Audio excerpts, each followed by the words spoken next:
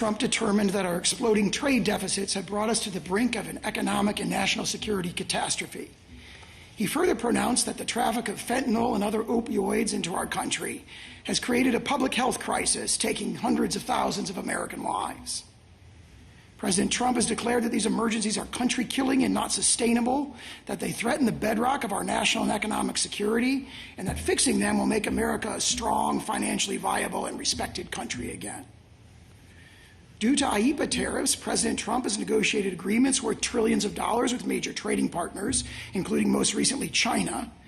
Unwinding those agreements, he warns, would expose us to ruthless trade retaliation by far more aggressive countries and drive America from strength to failure with ruinous economic and national security consequences. In Dames and Moore against Regan, this court held that IEEPA's sweeping and unqualified language grants the president's actions the strongest presumption of validity and the widest latitude of judicial interpretation. Yet plaintiffs argue that tariffs, IEEPA's least blunt and most nimble tool, are virtually the only tool that Congress did not grant the president to deal with foreign emergencies. That is wrong. The phrase regulate importation plainly embraces tariffs, which are among the most traditional and direct methods of regulating importation. And plaintiffs concede that IEEPA authorizes quotas and other tariff equivalents. The major questions doctrine does not apply here. IEEPA confers major powers to address major problems on the president, who is perhaps the most major actor in the realm of foreign affairs. And the non-delegation doctrine casts no doubt on IEEPA because Congress may assign the president broad authority regarding the conduct of foreign affairs, where he enjoys his own inherent Article II powers. I welcome the court's questions. Would you spend a few minutes on why exactly the major question doctrine doesn't apply to the president in this case? Yes, Justice Thomas, and I may make 2 or 3 points on that front. First of all, though the major questions doctrine may apply to the president in other contexts, specifically in the foreign affairs context where he has his own inherent Article II authority, it's a particularly poor fit to apply the major questions doctrine, and that's for at least 2 reasons. First of all, just as a matter of kind of common sense interpretation, one would expect Congress to confer major powers on the president to address major, sort of foreign, international crises, so to speak, in foreign arising emergencies, that's just sort of a natural common sense thing you expect Congress to do. And in fact, Justice Jackson in his Youngstown opinion addressed this very situation in pages 652 and 653 when he says, this is the system within this is the procedure within our constitutional system that we have developed to strike the balance. What Dames and Moore described as the never-ending tension between the need for the executive to have robust powers to address emergencies and to subject it to checks and balances. What our constitutional system has devised to address that particular problem, that never-ending tension, is the system where Congress confers broad and necessary powers in advance and subjects them to ongoing political oversight, which is exactly what you see in IEEPA. So that's one reason. One reason, just as a matter of common sense interpretation, you would expect Congress to grant major powers to the president, who has his own broad range of major authority, inherent Article II authority in this context. And that is buttressed by the second point. Can I interrupt you, General, there? And I know that you have a second question, and I want to let you get to that. But just on that first reason, it seemed to depend a lot on the president's inherent Article II powers. And I'm wondering which powers you're speaking of there, because tariffs, one would naturally think, is are the power to impose taxes, the power to regulate foreign commerce. These are not things that are thought of as Article II powers. They are quintessential Article I powers. So what kind of Article II powers are you relying on when you gave the answer about major questions to Justice Thomas?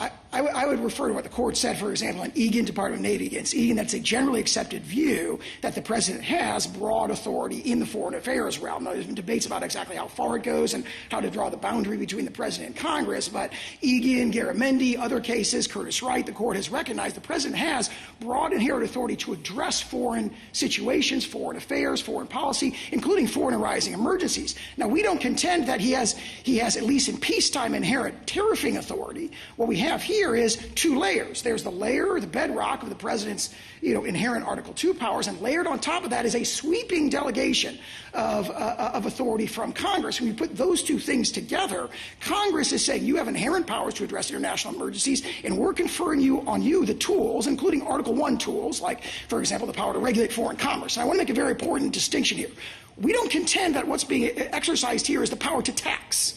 It's the power to regulate foreign commerce. These are regulatory tariffs. They are not revenue-raising tariffs. The fact that they raise revenue is only incidental. The tariffs would be most effective, so to speak, if no person ever paid them, if they achieve their goals. If they Counsel, you've already mentioned Dames and Moore three times, which surprises me a little because the court in Dames and Moore went out of its way to say that it was issuing a very narrow decision that it pretty much expected to apply only in this case. Just a few quotes. It said, decisions in this area have been rare, episodic, and afford little precedential value for subsequent cases.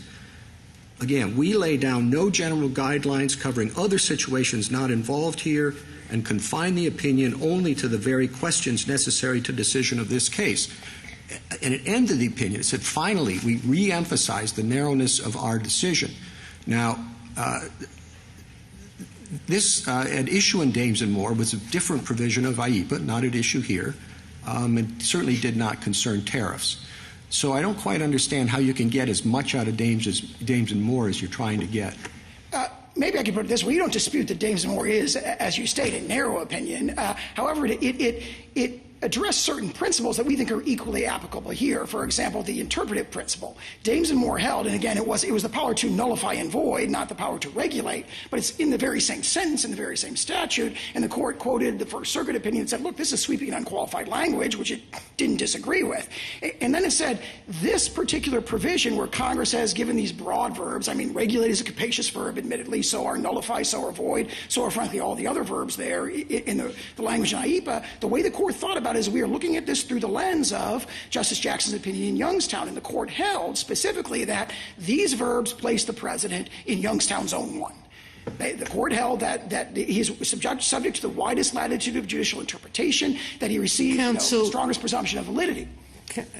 I just don't understand this argument. It's not an article. It's a congressional power, not a presidential power to tax. And you want to say tariffs are not taxes, but that's exactly what they are. They're generating money from American citizens, revenue. And you say it's incidental to the regulatory purpose. But I don't see how a quota is equivalent to revenue raising. A quota sets a limit to what you can import in, but it doesn't generate revenue. I don't understand this argument, that it's equivalent, or that foreign powers or even an emergency can do away with the major questions doctrine. Didn't we in the Biden case recently say an emergency can't make clear what's ambiguous?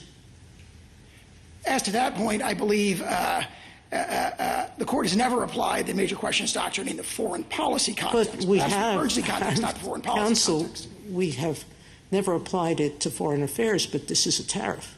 This is a tax.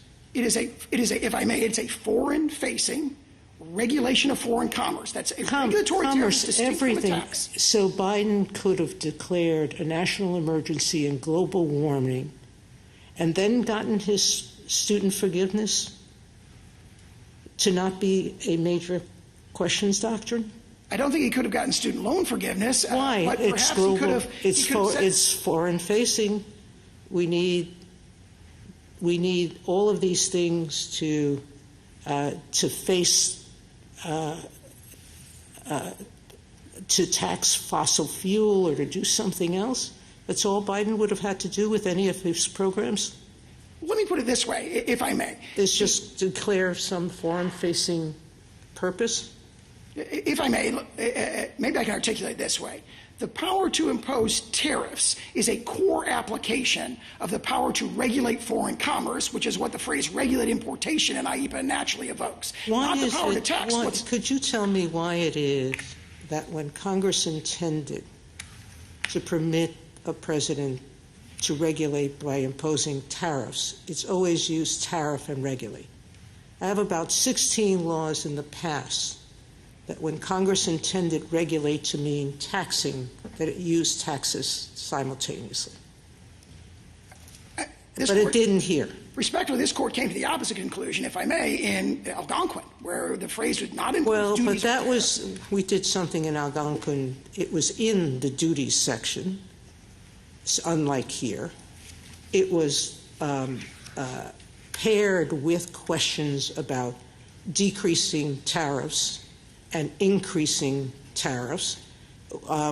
So it's just a very different statute than the one at issue here.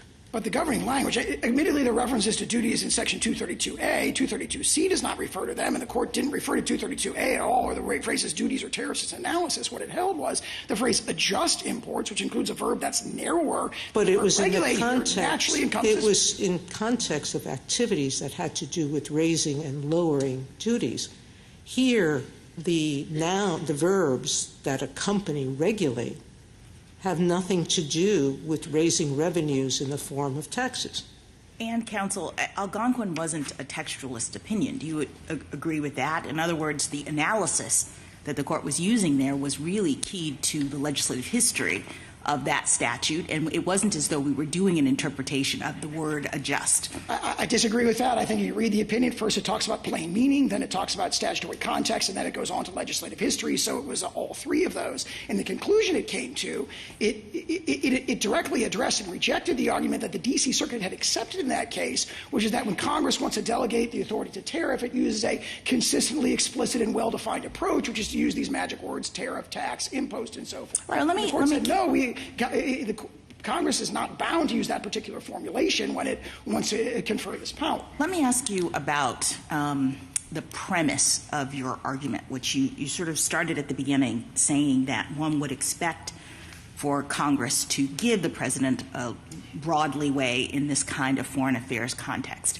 And I guess I'm wondering whether you also don't have to contend with the actual purpose of IEPA in making this argument, because as I understand it, that the IEPA was designed and intended to limit presidential authority, that Congress was concerned about how presidents had been using the authority under the predecessor statute, TWIA, and it's pretty clear that Congress was trying to constrain the emergency powers of the president in IEPA. So it seems a little inconsistent to say that we have to interpret a statute that was designed to constrain presidential authority, consistent with an understanding that Congress wanted the president to have essentially unlimited authority.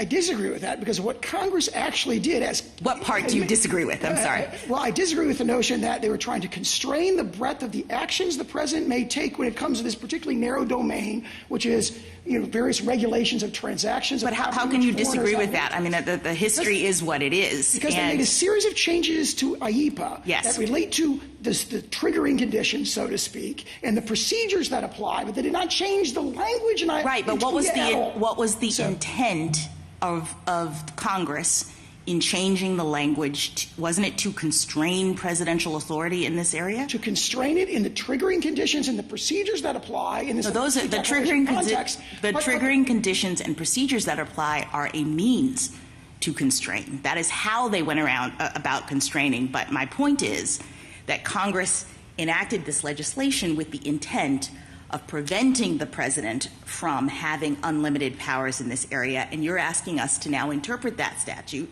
consistent with an understanding that Congress wanted to allow the president to do pretty much whatever he wanted in this area. Congress took the language from TWIA and enacted the very same language, and most importantly here, the very same phrase, regulated importation, in IEPA. And therefore, the natural inference is Congress did not intend to change the scope of authority, the powers, the tools the president can exercise. Did any president under TWIA use that language to impose tariffs? Well, yes. President Nixon's 1971 tariff. Not a tariff. That wasn't a tariff. It was a licensing agreement during wartime. It was a specific thing. A tariff I'm talking about. I'm referring to President Nixon's 1971 tariff. I'm sorry. Excuse me. Yes, I thought you meant Lincoln. Not only that, but then it was upheld by the Court of Appeals with exclusive jurisdiction under this very phrase. Can I back you up just a second? I'm sorry. You're talking so quickly. Sorry.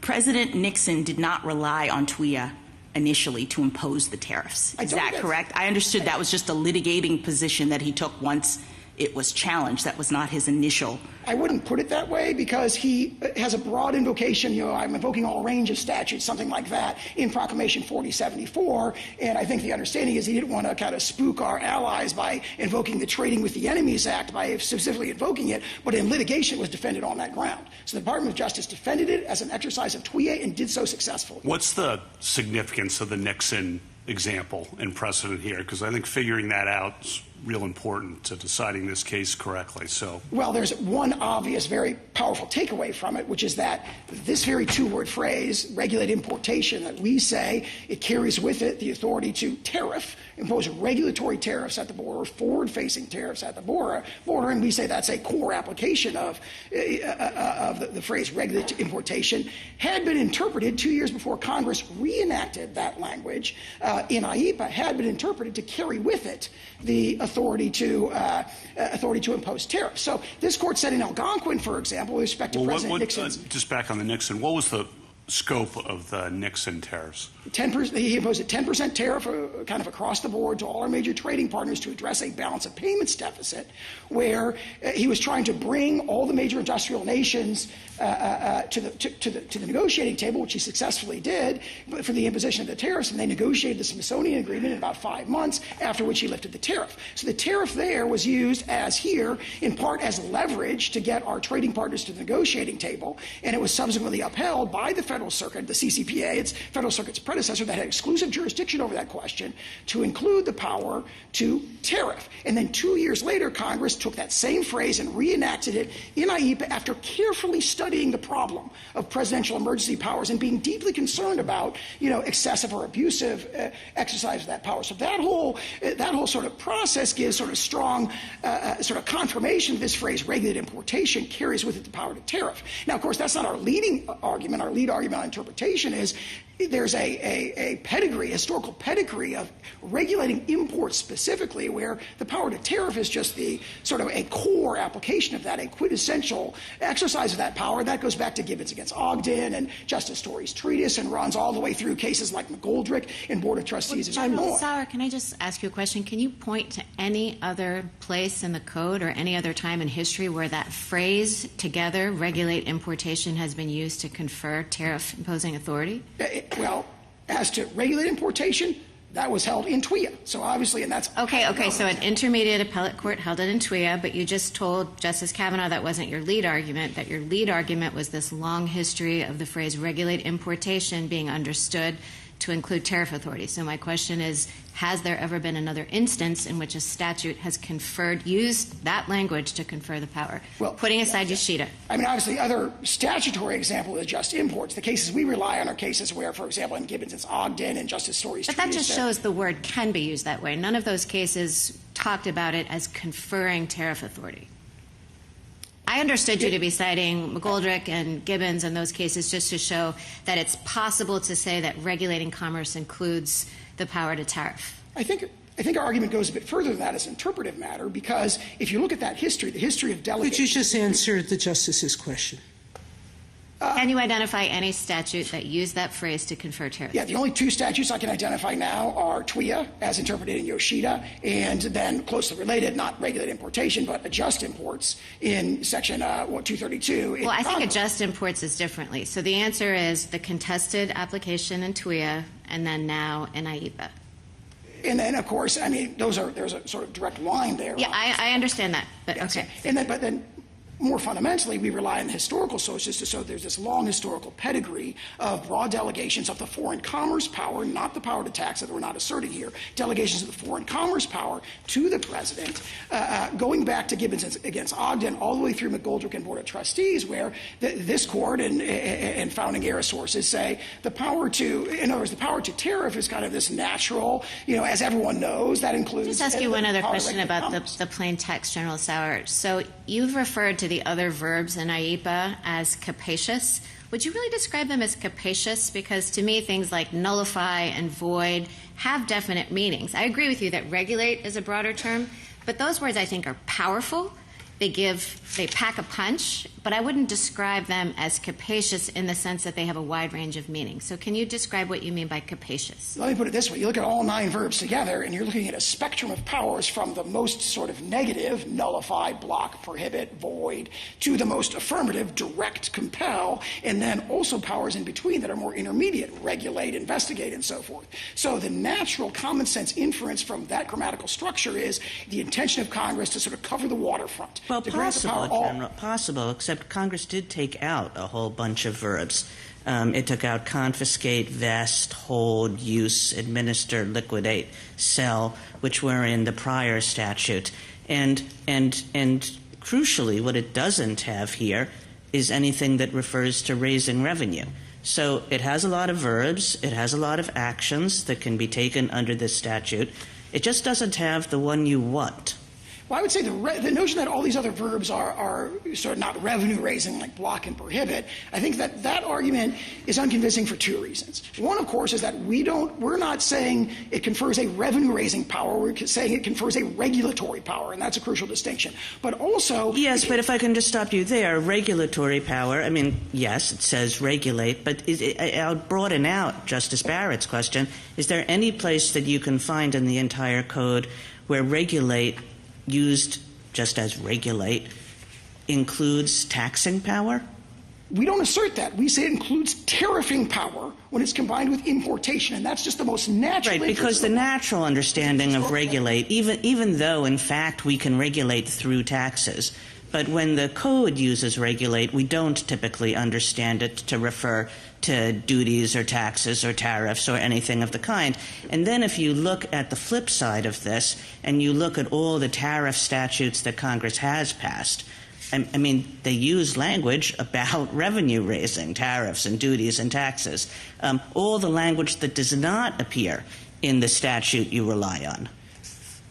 Start with sort of grammatical structure of the statute, then refer to the other statutes. Regulate importation. You put those 2 words in combination. That's the inference from that is, the founders discussed with this sort of like, as everyone knows attitude. Regulate importation, one of the most natural applications of that is the power to tariff. So when Congress confers the power to regulate imports, it is naturally conferring the power to tariff, which it has delegated to the executive branch, again and again and again. I'm sorry, counsel. It doesn't say regulate tariffs. It says regulate importations and exportations. You agree that they can't put taxes on exportations from the states. Yes, we agree with that, yes. All right. So why should we think that it's natural then to think that regulate importation includes taxing importations? Because that is how... It's in the conjunctive, importations and exportations. If they can't do it with respect to exportations, why are we permitting them to do it with respect to importations? Because as this court has recognized, going back to Gibbons against Ogden and going through McGoldrick and Board of Trustees, the phrase, when you're regulating imports, tariffing is a core application of that. So in other words, if you're saying go regulate trading in securities, so why that would come with a tariffing connotation. Why is it that Congress has always used regulate and tax together in the code? Are you telling us that with respect to its use of regulate in other statutes, the taxing reference is superfluous? They didn't need to do that? I'm not sure what other statutes use regulate and tax together, but this statute has a specific historical pedigree going back to its enactment during World War I in 1917, where the phrase regulate importation is evoking an inherent power to tariff that became established in the 19th century in cases like Hamilton against Dillon and so forth, and that history is, I think, set forth in Professor Baumsei's amicus brief. Counsel, some time ago you dismissed the applicability of the major questions doctrine, and I want you to explain that a little bit more. I mean, it seems that it might be directly applicable. You have a claim source, an IEPA, that had never before been used to justify tariffs. No one has argued that it does until this particular case. Congress uses tariffs in other provisions, but not here, and yet, and correct me on this if I'm not right about it, the justification is being used for a power to impose tariffs on any product from any country in any amount for any length of time. That seems like, I'm not suggesting it's not there, but it does seem like that's major authority, and the basis for the claim seems to be a misfit. So why doesn't it apply again? Well, we agree that it's a major power, but it's in the context of a statute that is explicitly conferring major powers, that the point of the statute is to confer major powers to address major questions, which are emergencies. So it'd be unusual to say, look at the statute and say, we're not going to find a major power here. Well, but the exercise of the power is to impose tariffs, right? And the statute doesn't use the word tariffs. But it uses the word regulate importation. And historically, a core central application of that, a big piece of that, has always been to tariff. If you had asked the founders, how do you regulate imports? They would say, of course, we tariff. That's what we do. So it'd be very unusual to say, we're giving you power to regulate importation, and say, but you cannot impose regulatory tariffs. That'd be almost a contradiction. And all the historical sources we cite in our brief, relate to that particular historical pedigree. And as I was referring to earlier, there's a specific pedigree of regulated importation here in the specific context of the Presidents Polk and Lincoln and President McKinley asserting the authority to impose tariffs in wartime. That was then codified in TWIA and then recodified for peacetime in TWIA in 1933 and then carried over into IEPA. So there's that as well. But more importantly, if you look at the sort of triggering conditions that members of this court have identified for the major questions doctrine, there's a series of them, and we think they really do, all of them don't apply here. For example, the notion that the power is unheralded. You refer to the fact that IEPA has never been asserted to invoke tariffs, but of course, the immediately predecessor statute, the tariffs that President Nixon imposed on that were upheld under this very language. So this, I would say, this is, and it was recodified in IEPA 2 years later. So this is kind of the opposite of unheralded power. It's also heralded because there's this long-standing delegation, a tradition of very broad delegations of the foreign commerce power going back to the founding, going back to the foreign commerce part. But I mean, and I think this is a question for the other side as well. It's two-facing. Yes, of course, tariffs in dealings with foreign powers, but the vehicle is imposition of taxes on Americans, and that has always been the core power of Congress. So to have the president's foreign affairs power trump that basic power for Congress seems to me to kind of at least neutralize between the two powers, the executive power and the legislative power.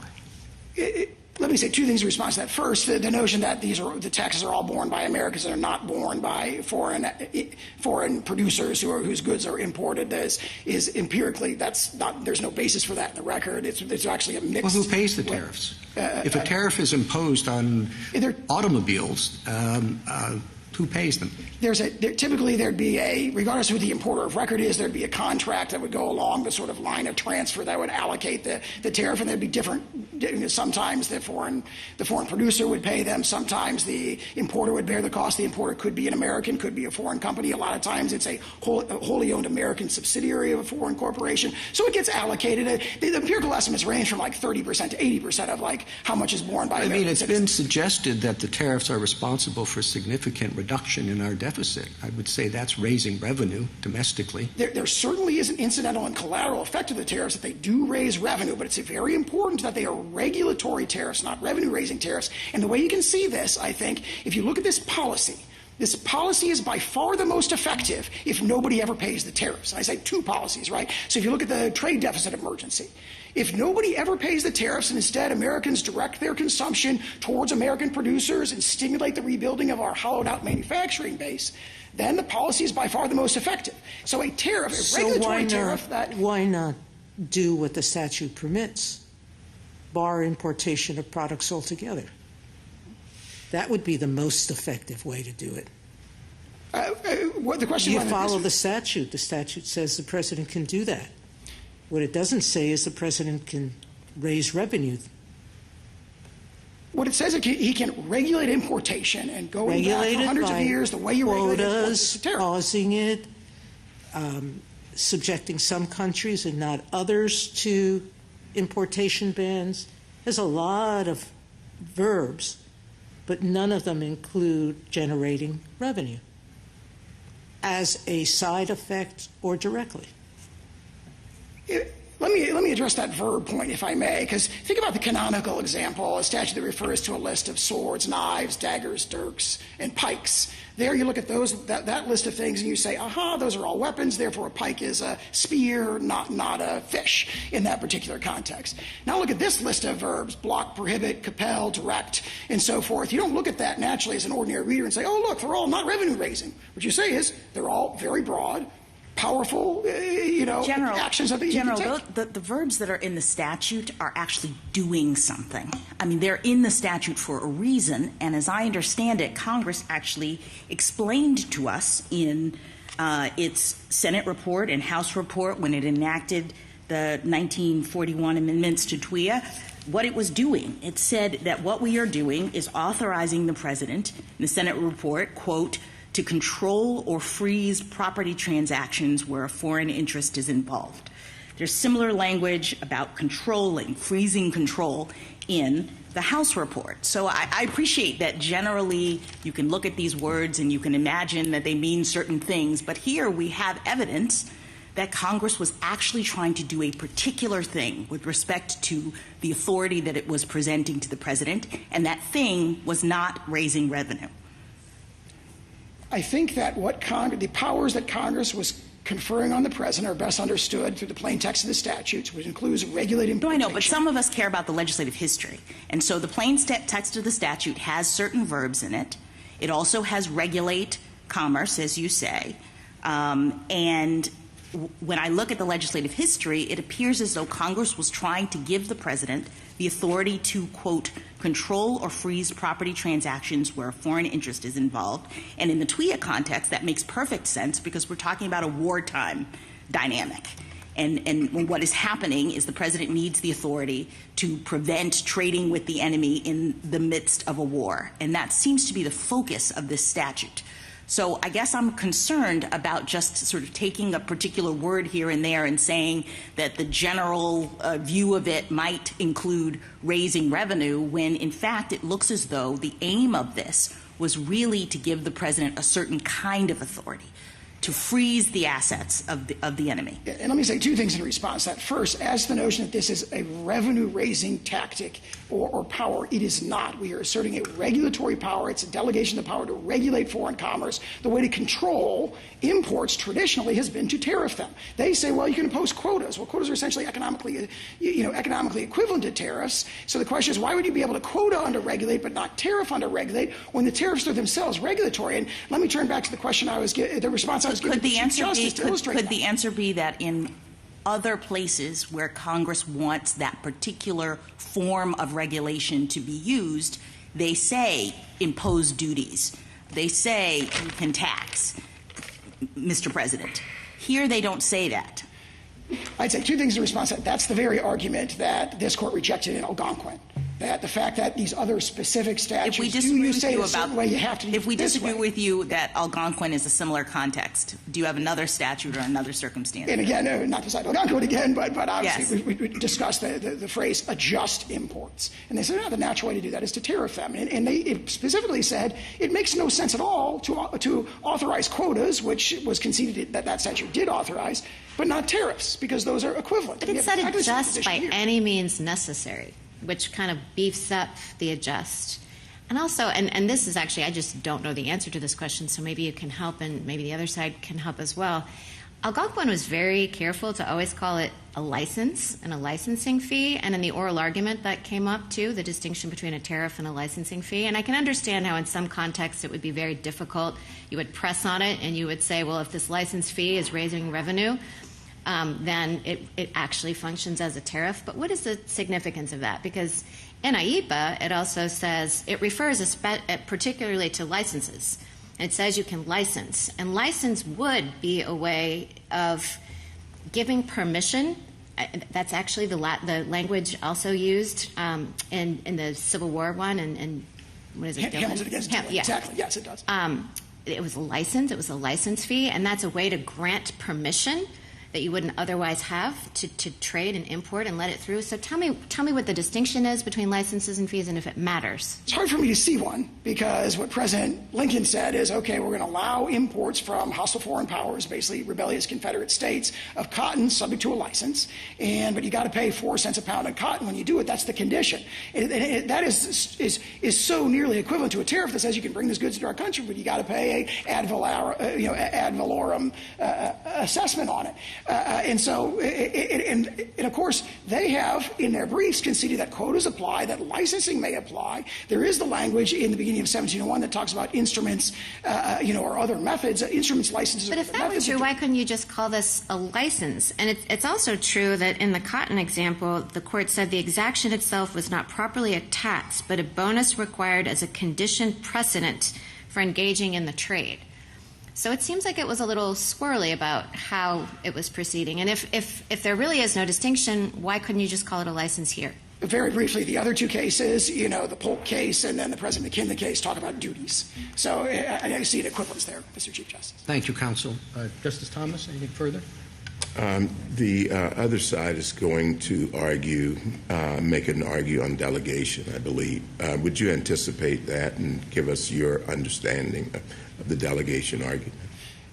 Yes, Justice Thomas. I'd say a couple things in response to that. First of all, this court has stated that the non-delegation doctrine does not apply with anything like the same force as it does in the domestic context in the foreign context. And that, again, to cite Dames and Moore again, Dames and Moore cites Youngstown, and Youngstown in footnote 2 of Justice Jackson's opinion, he goes into detail about this. He addresses Curtis Wright. He says there's a lot of broad dicta in Curtis Wright, but the holding of Curtis Wright, the ratio dissidenti, is that the domestic non-delegation doctrine does not apply with the same force in the foreign context. And then he uses that phrase, does not apply. He says the strict limitations on delegation that apply, in the internal context do not apply in the external context. And so we rely on that line of cases. And for the reasons I talked about earlier, we're talking about a situation where the president has his own inherent authority to address foreign arising emergencies, and Congress is conferring tools on him that expand his ability, his capacity to do so. We are in the area of Youngstown Zone 1. A few times you have alluded to the history as being important in interpreting the statute, and also that this language comes from the Trading with the Enemies Act, and that has its own pedigree.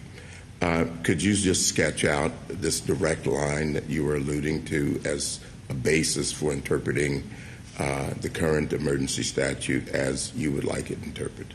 Yes, Justice Thomas, and turning back to the response I was giving to Justice Barrett earlier, there is, I think it's very well set out in Professor Baumsei's amicus brief, there is this history of presidents using a tariffing power or a tariff equivalent power, very, very close to tariffing power, in wartime to tariff trading with enemies. And that is when the Trading with the Enemy Act was enacted in 1917, it was deliberately evoking that. And when it brings in the power to regulate importation, it's essentially codifying for an inherent power that presidents already recognized to have. And then in 1933, when that power is expanded to an area where he wouldn't inherently have it, the peacetime context, that codification, the meaning of that remains the same. The regulate importation language that's brought in from TWIA and then ultimately to IEPA in 1977 is carrying with it that connotation, and that's reinforced by all the cases we cited in our brief where there's been extremely broad delegations of the power to tariff specifically and the power to regulate foreign commerce more generally, going back to the time of the founding, which ties to your question about non-delegation.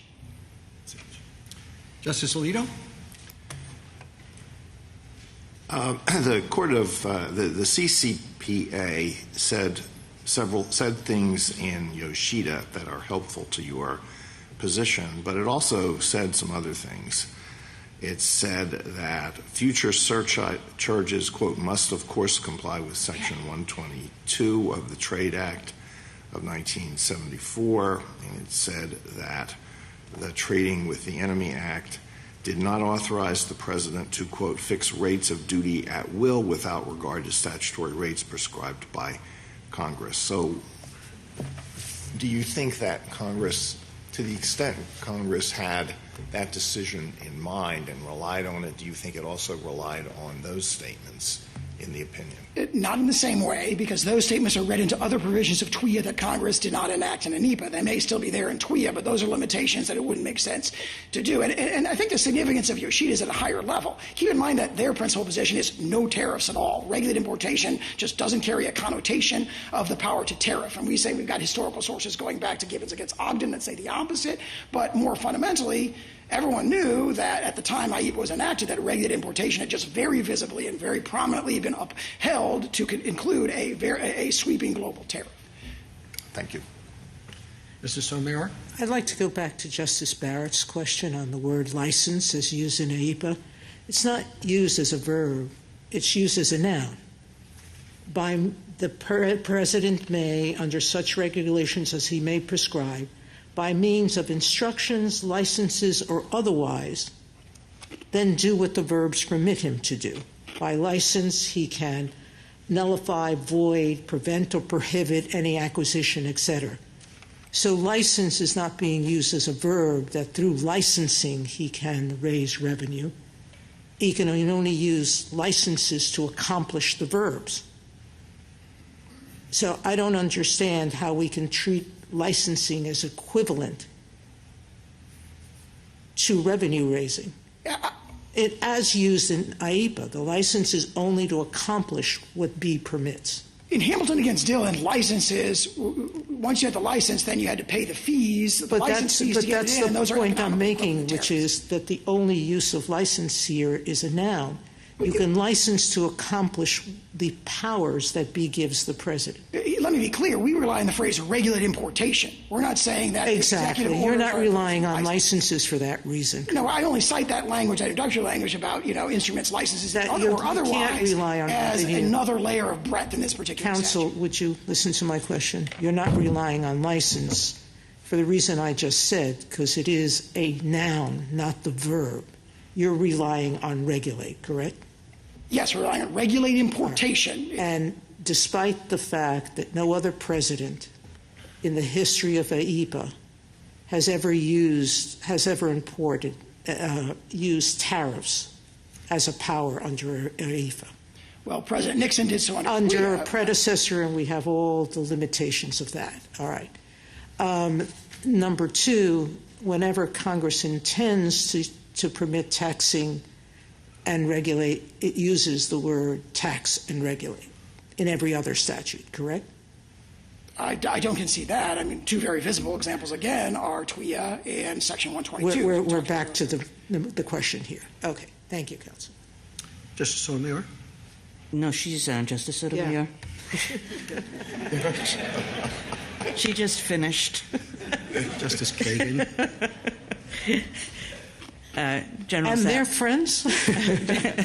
I want to take you back to Justice Thomas's question about non-delegation. And if I understood your answer correctly, it was really similar to the answer that you started off with when you talked with Justice Thomas about the major questions doctrine, which is sort of everything's different because the president has independent constitutional powers in this area. And so that if one does not think that with respect to tariffs, if one thinks that a tariff is a taxing power, is a regulation of foreign commerce that is really delegated by the Constitution to Congress, that argument does not sound so well. And in fact, when you look at J.W. Hampton, which gives rise to the non-delegation test that we usually use, J.W. Hampton is a tariffs case. And the court did not say, oh, we need some special new principle here, some stricter rule because we're dealing with tariffs in which presidents are directly concerned as a matter of foreign relations. It enunciated the test we use for all non-delegations. So how does that fit with your theory? 8 years later, in Curtis Wright, the court held the non-delegation doctrine for domestic affairs does not apply with the same force as it does in foreign affairs. But not with respect to tariffs, not with respect to quintessential taxing powers, which are given by the Constitution to Congress. I think justices of this court have recognized in their opinions that one of the reasons that the non-delegation doctrine, that intelligible principle test hasn't packed as much punch as Justice Kavanaugh said in one of his opinions as it might otherwise have done is it did arise in the foreign affairs context because because there the court has historically been very, very comfortable with very broad delegations. Chicago and Southern Airlines, another case from the 1930s, shortly after J.W. Hampton talked about being very large delegations of the foreign commerce power being very effective. And, of course, this goes back to the very dawn of the Republic in 1790, for example. Congress conferred on President Washington basically the entire Indian commerce power. It said, go, get licenses, right, to do commerce with the Indians, and they'll be subject to whatever rules and regulations President Washington can make. So I do think there is a profound consistency between the announcement of the intelligible principle test in J.W. Hampton and then the subsequent recognition by this court in Curtis-Wright that the non-delegation doctrine doesn't apply with the same force in this context. In Consumers Research just last year, we had a tax before us, and the question was this a delegation issue? It was, of course, a much smaller tax, which dealt with many fewer taxpayers. Notwithstanding that, we said if there's no ceiling on this tax, we sort of assumed that if there were no ceiling on this tax, it would raise a delegation problem. And most of the opinion was given over to showing that there, in fact, was a ceiling on the tax, not a quantitative one, but a qualitative one. But how does your argument fit with the idea that a tax with no ceiling, a tax that can be anything, that here the president wants, there an agency wants, would raise a pretty deep delegation problem? First of all, I can't say enough. It is a regulatory tariff, not a tax. And that, I think, ties to my response to that, which is that this is a totally different context. This is IEPA, a statute that Congress carefully crafted to grant the president admittedly broad powers to address foreign arising emergencies. It's outward-facing to foreign affairs, where there's the broadest level of deference to the political branches. This court has recognized in many cases. And it imposed not a floor or limit on the amount of a tariff that could be imposed very naturally because, for example, as this court said in Loving, quoting Alexander Hamilton in the Federalist number 23, it's impossible to foresee either what exigencies may arise or what tools may be needed to address those exigencies, the means that may be required to address those exigencies. Instead, Congress grant very broad powers, but they're confined to a particular domain. This domain is any property in which any foreign government or any national thereof has any interest. So the sort of discipline, if one were to apply, we say you shouldn't, but if you were to apply the non-delegation doctrine, the domestic-facing non-delegation doctrine in this context, there's a significant limitation there. Yeah, my last question really does have to do with that point, which is how or whether this is confined. Because if you look at Title 19, which is loaded with tariffs and duties of various kinds, all of them have real constraints on them. They are, you can't go over X percent, or it can't last more than 1 year. And, of course, the way you interpret this statute, it has none of those constraints. And the question arises why it is that any president ever would look to the tariffs in Title 19 if, sub silentio, if you will, this statute gives the president the opportunity to blow past those limits.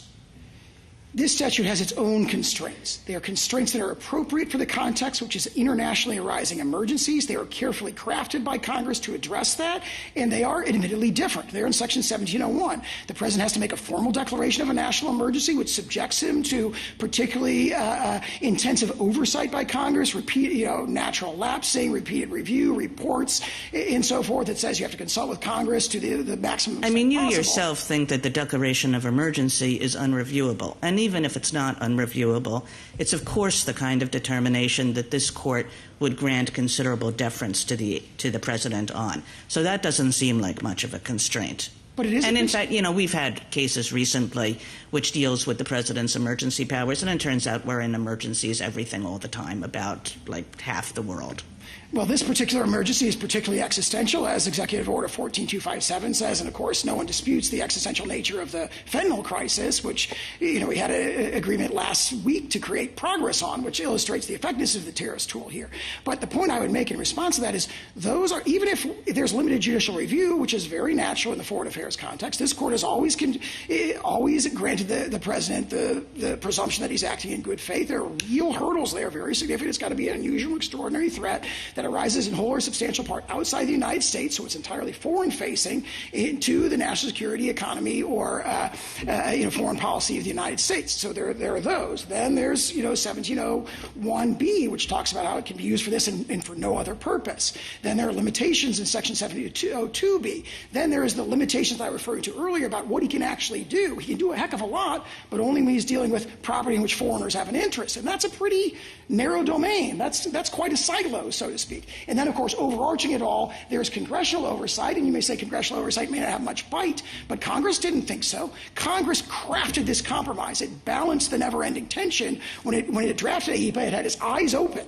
As the dissent below says, its eyes open looking at the problem of sweeping emergency powers for an executive who may use them in a way that's excessive versus the need to address unforeseeable Thank you, General. Justice Gorsuch. General, just a few questions following up on the major questions discussions you've had. You say that we shouldn't be so concerned in the area of foreign affairs because of the president's inherent powers. That's the gist of it, as I understand it, why we should disregard both major questions and non-delegation. So could Congress delegate to the president the power to regulate commerce with foreign nations as he sees fit, to lay and collect duties as he sees fit?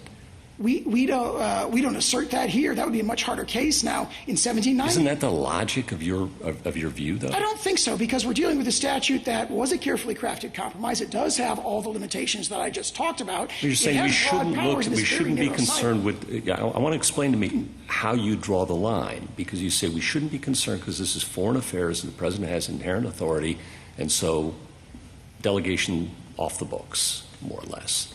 And if that's true, what would prohibit Congress from just abdicating all responsibility to regulate foreign commerce, for that matter, declare war, to the president? We don't contend that he could do that. If it did, why not? Well, because we're dealing with a statute, again, that has a whole series I'm not of asking about the limitations. statute. General, I'm not asking about the statute. I'm asking for your theory of the Constitution and why the major questions and non-delegation, what bite it would have in that case. Yes, I would say by then you would move from the area where there's enormous deference to the president, actually both the political branches, where here there's inherent authority, and piled on top of that there's a broad delegation. You're saying there's inherent authority in foreign affairs, all foreign affairs. So regulate commerce, duties and tariffs and war. It's inherent authority all the way down, you say. Fine. Congress decides tomorrow, well, we're tired of this legislating business. We're just going to hand it all off to the president. What would stop Congress from doing that? That would be different than a situation where there are metes and bounds, so to speak. It would be a wholesale application. You say we are not here to judge metes and bounds when the foreign affairs. That's what I'm struggling with. You'd have to have some test. And if it isn't the intelligible principle test or something more with more bite than that, you're saying it's something less. Well, what is that less? I think what the court has said in its opinions is just that it applies with much less force, more limited application in this context. So perhaps the right to approach it is a very, very deferential application of the intelligible principle test, that sort of wholesale abdication of. All right, so now you're admitting that there is some non-delegation principle at play here, and therefore major questions as well. Is that right? Very limited, very, very deferential. Okay. Limited is what, and again, the phrase that Justice Jackson uses, it just does not apply. At least I know, but that's where you started off, and now you've retreated from that, as I understand it. Well, I think we would, as our frontline position, assert the stronger position, but if the court doesn't accept it, then if there is a highly deferential. Can you give me a reason to accept it, though? That's what I'm struggling and waiting for. What's the reason to accept the notion that Congress can hand off the power to declare war to the president? Well, we don't contend that. Again, that would be. Well, you do. You say it's unreviewable. There's no manageable standard, nothing to be done. And now you're. I think you. Tell me if I'm wrong. You backed off that position. Maybe that's fair to say. Okay. All right. That would be, Thank I think, an abdication. That would really be an abdication, not a delegation. I'm delighted to hear that. You know. Okay. All right. And I wanted to return to something Justice Sotomayor asked under this statute. Okay. So now we're in the statute. It's a major question, though. Could the president impose a 50% tariff on gas-powered cars and auto parts to deal with the unusual and extraordinary threat from abroad of climate change? It's very likely that could be done. Very likely. I think that has to be the logic of your view. Yeah, in other words, obviously this administration would say that's a hoax, it's not a real crisis, but... I'm sure you would. Yes, but that would be a question for Congress under our interpretation, not for the courts. All right. And then on this inherent authority idea, I understand the president's inherent authority in wartime, and a lot of your examples of regulating commerce, and maybe your best one, Hamilton, during the Civil War, they occurred during wartime when the president's commander-in-chief power is clearly in play.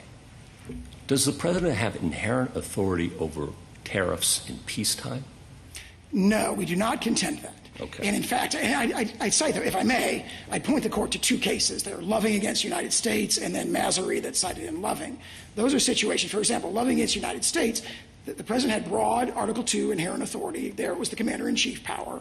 But this court held he does not have inherent authority to do the power that was delegated to him, right, which is the power to, identify aggravators that make you eligible for the death penalty in court-martial trials. And yet this court said, well, we're not going to see a delegation problem here, even though it's really a wholesale delegation which would otherwise be legislative authority. It would be kind of like a small version of what you're hypothetical. It would be an abdication. But because you're in a foreign affairs context or their commander-in-chief military context, where the president has his own delegation of authority, he doesn't have the power to do this, but because of his background inherent authority, the court said this is a situation where we're not going to see a delegation problem when there clearly would have been a delegation problem in the domestic context. And those cases, I think, are powerful here. General, if I can cut through those words, I think you're saying that no, the president doesn't have inherent authority over tariffs in peacetime. Absolutely. That is, we do not assert that. We say that Congress can delegate that to him, and when Congress does so, as it does when it uses the phrase regulate importation. I follow all of that. Okay. You emphasize that Congress can always take back its powers. You mentioned that a couple of times. But don't we have a serious retrieval problem here? Because once Congress delegates by a bare majority, and the president signs it, and of course every president will sign a law that gives him more authority, Congress can't take that back without a supermajority. And even then, it's going to be veto-proof. What president's ever going to give that power back? Pretty rare president. So how should that inform our view of delegations and major questions? I would look at the balance that Congress struck, because what Congress did initially, it had a two-house legislative veto. And we struck that down. Yeah. And then Congress went back to the statute and amended it. Yeah. It took out the legislative veto and left in the joint resolution, but still left the president with all those powers. That's what Congress did? Yes. Fair enough. As a practical matter, in the real world, it can never get that power back. I disagree, because in January 2023, Congress voted to terminate one of the biggest IEPA emergencies ever, the COVID emergency, and the president went along with that. So what the statute reflects is there's going to be the ability for a sort of political consensus against a declared emergency. Well, what happens when the president simply vetoes legislation to try to take these powers back?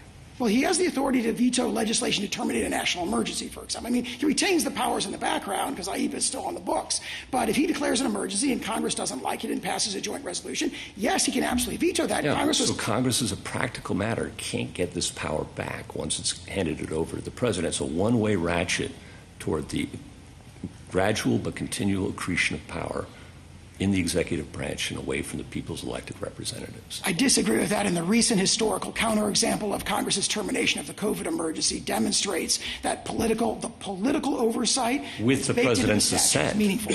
With the president's assent, in fact, once he lost it by a veto-proof majority in the Senate, I think the position moved. And right. I think he realized, and that's the political process working. There was a political it takes a supermajority, a veto-proof it majority to get it back. Yeah. Okay. One other question. Do you think tariffs are always foreign affairs? I do think they would. I can't think of a situation where they're not foreign-facing. If you're talking about tariffs on imports, I mean, maybe there are other tariff contexts that I'm not aware of, but yes, they typically would involve a foreign affairs thing. However, in Gibbons against Ogden, if they are revenue-raising tariffs, they would not raise the same sort of like foreign affairs issues as regulatory tariffs, which are imposed not for the purpose of raising revenue, but to induce foreign powers to change their behaviors. So revenue-raising tariffs are not foreign affairs, but regulatory tariffs are. I don't think a revenue-raising tariff would be foreign affairs to the same degree, at least. I think it has a foreign application, obviously, but I don't think it would raise the same issues. Okay. Thank you, General. Justice Kavanaugh?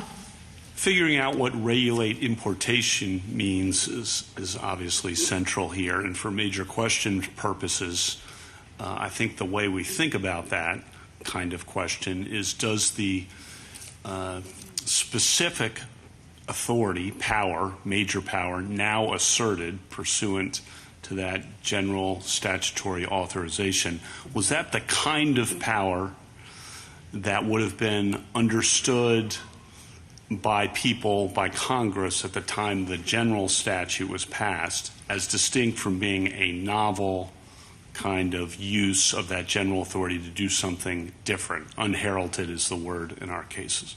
Okay. One problem you have is that presidents since IEPA have not done this. Your primary answer, or one of your many answers to that, is the Nixon example. And that's a good example for you, because Nixon relied on regulate importation to impose a worldwide tariff. Good example. What is our understanding of Congress in 1977 vis-a-vis that Nixon example when Congress reenacts or enacts the regulate importation language into IEPA? Congress at that time was fully aware that a Court of Appeals with exclusive jurisdiction had interpreted that very phrase very visibly, very prominently, to include the power to tariff, and then reenacted it without change. The court addressed a kind of lesser situation in Algonquin when it came to Section 122, and the court said President Nixon interpreted this to include a tariffing power, a tariffing-like power, and then Congress a few months later reenacted the language without change, and that's powerful evidence of congressional acquiescence. So that immediately historical background is very powerful, and it's buttressed, of course, by sources going back to the founding, where we say the phrase regulate importation, a quintessential application of that is the power to tariff. That's how you regulate. Why, this may require some speculation on your part, economic philosophy, et cetera, but I'll ask it. Why do you think Presidents Clinton, Bush, Obama have not used IEPA to impose tariffs on, because there have been trade disputes, and certainly, President Bush, steel imports and the like. Why do you think IEPA has not been used? If you look at those 69 emergencies, in fact, you go through them one at a time, which we had our team do, it's really hard to find one where you look at that emergency and you say, oh, tariffs is the natural tool you would use to address that emergency. So, for example, the Blood Diamond emergency, tariffing these sort of, criminal organizations in Africa that are financing terrorism to the sale of diamonds, you don't really tariff them. Or you take, the Iranian hostage crisis. President Carter didn't say, oh, you seized all of our, embassy personnel, you're holding them hostage, we're going to tariff you, right? And if you go through those emergencies, there are two emergencies, though, where tariffs are the obvious natural tool for a president to use. One is the Nixon balance of payments deficit problem, and the other is this particular emergency. And also there's political reasons. I think that it's no question that President Trump is by far the most comfortable with the tariffs as a tool, both of, economic and foreign policy, than many of the others presidents may have been. I mean, there are presidents like President Bush who, probably wouldn't have naturally, selected that particular tool or method. But if you go through all 69 of those intervening emergencies, what they have not done, at least, is they have not identified where they say, oh, here's one where tariffs would have been the obvious tool, but the president didn't use it. Algonquin, as you've mentioned many times, is obviously very important here for us to understand exactly what's going on in Algonquin. The phrase there is different, adjust imports. And they really, the other side, your friend on the other side, really relies on the difference in language. And I just want you to give your best answer to why regulate importation encompasses tariffs when adjust, we held that adjust imports would encompass monetary exactions. Three answers, if I may. Adjust is narrower than regulate. And so, therefore, the greater includes less. Second answer, adjust is the second Black's Law Dictionary definition of regulate. The Black's Law Dictionary, our original plain meaning dictionary definition, says adjust by rule, mode, or rule, method, or established mode. So there's just a plain meaning link there. Regulate, adjust is a kind of regulation. And then I think far more importantly, regulate importation. I can't emphasize enough. Going back to the time of the founding has been understood that the manner in which you regulate importation, the natural way to do that is to tariff. So it would be textually astonishing, given that historical pedigree, going back to Gibbons, going back to Madison's letter to Cabell, and all the historical sources cited in our briefs. It'd be kind of astonishing to say, hey, President, you can regulate imports, but we're not saying this explicitly, but you do not have the power to tariff, when the tariffing is in many ways the quintessential way of regulating importation. So that historical pedigree sort of gives freighted meaning to that two-word phrase. And last, you had some discussion about license fee versus tariffs, if there's a distinction. I mean, the counsel in the oral argument in Algonquin said they're all monies exacted on imports, so in that sense it certainly is a tariff, and hence all the incidence and the economic effect of a tariff. But we can't rely on what the counsel said in Algonquin. Isn't there a difference of sorts, at least, between a tariff and a license fee? You answered this, I think, briefly before, but I want to make sure, because I think this could be an important point, because I want to know Algonquin to decide this case. So give your best shot on that. I agree that there is there's a formal distinction. But as a practical matter, I think what counsel was probably arguing there is that there really isn't much of an important distinction. And I would point to the passage in Algonquin where the court says, look, they've conceded that this includes the power to quota, and since quotas are a quantitative method, it would make no sense for Congress not to grant the qualitative method, and all the more so here if there's a concession, as they do in some of the red briefs. One time the court said monetary methods, i.e. license fees, and the next page said monetary exactions, i.e. license fees and duties. I think the court bought the argument. It's important to be consistent. That there's really not a lot of daylight between those two. As a practical matter, certainly almost no daylight. And so then the question... When you say almost no daylight, just... I would say that they're economic equivalents. Legally, they're pretty much the same. So I really don't see a big distinction there. And, of course, the logic of Algonquin was... quantitative methods quotas are allowed. Therefore, it would make no sense at all to interpret this not to include the qualitative or the monetary exaction methods. Well, if we're talking about a distinction between regulated importation, including licenses that could come with fees, but not tariffs, that logic applies all the more. So Thank you. It makes no sense. Justice Barrett? Well, I think in Algonquin there was a formal distinction that mattered, because at that oral argument, counsel pointed out that the uniformity clause would kick in, and the constitutional uniformity requirement would apply to tariffs if it was that way, and speculated that the reason that the government may have set it up as a licensing scheme with licensing fees was to avoid that. So I do think there are some distinctions, but keeping that in mind, if you say that there really is, as a practical matter, no difference, this is kind of what I'm hung up on in license that maybe you can help.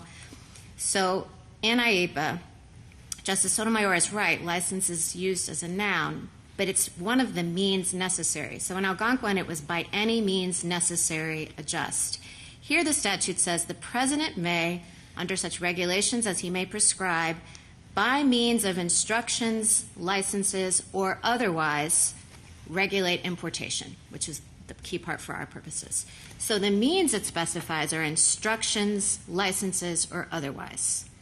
So I think it would, one argument might be that it would have been natural for Congress to put the president may, by means of instructions, licenses, tariffs, or otherwise.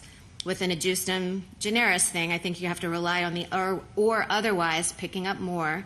Or if there really is no practical difference between licenses and tariffs, why aren't you making the argument, or why didn't the president structure this as a licensing fee scheme? How do I understand that language? Or am I just misunderstanding it and this language is totally irrelevant? I think that, here's the way I'd respond to that. I think that language powerfully reinforces our position as the way you've laid it out right there. Because, first of all, regulated importation, we say, and based on extensive historical pedigree, the core application of that is tariffing. To list tariffing again would have been essentially redundant and unnecessary, especially if you look at the specific historical background of TWIA, where TWIA was enacting a tariffing power or a licensing-like power, that was described as, again, duties and tariffs equivalently. Okay, but I don't understand, because I think you have to put together A1 and then B. So I think what you would be saying is, he may prescribe by means of tariffs.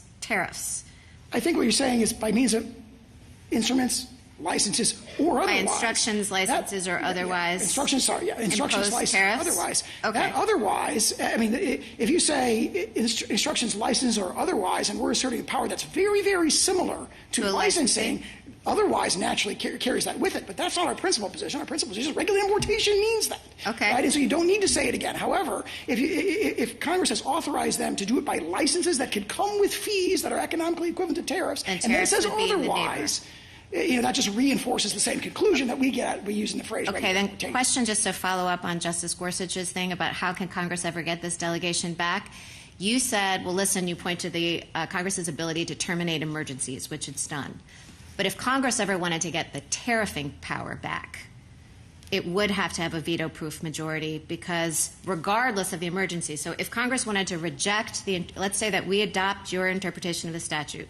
If Congress said, whoa, we don't like that, that gives a president too much authority under IEPA, it's going to have a very hard time pulling the tariff power out of IEPA, correct?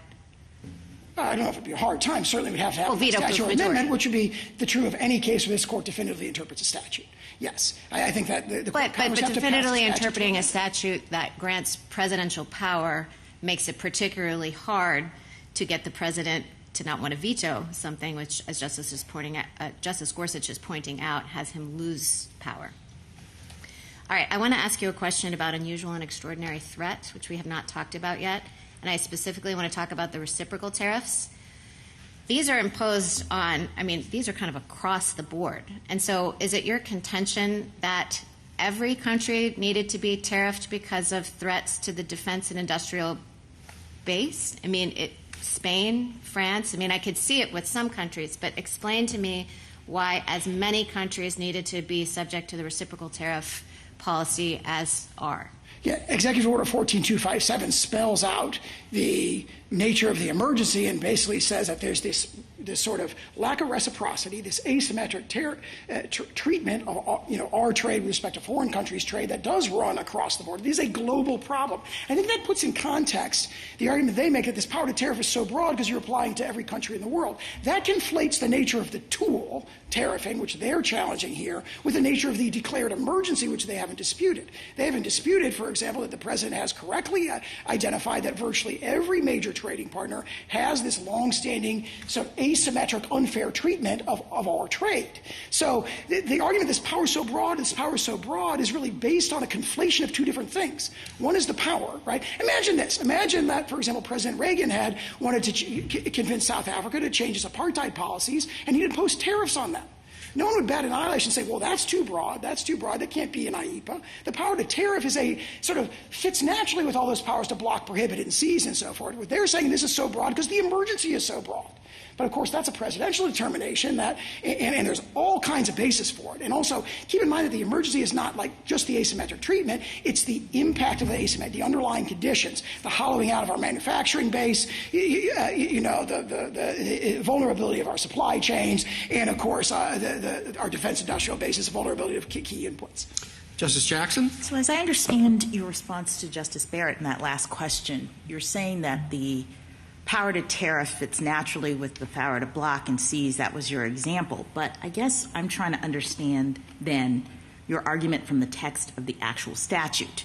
Because the statute, unlike what you suggested to Justice Kagan, is focused on the actual actions that the president can take.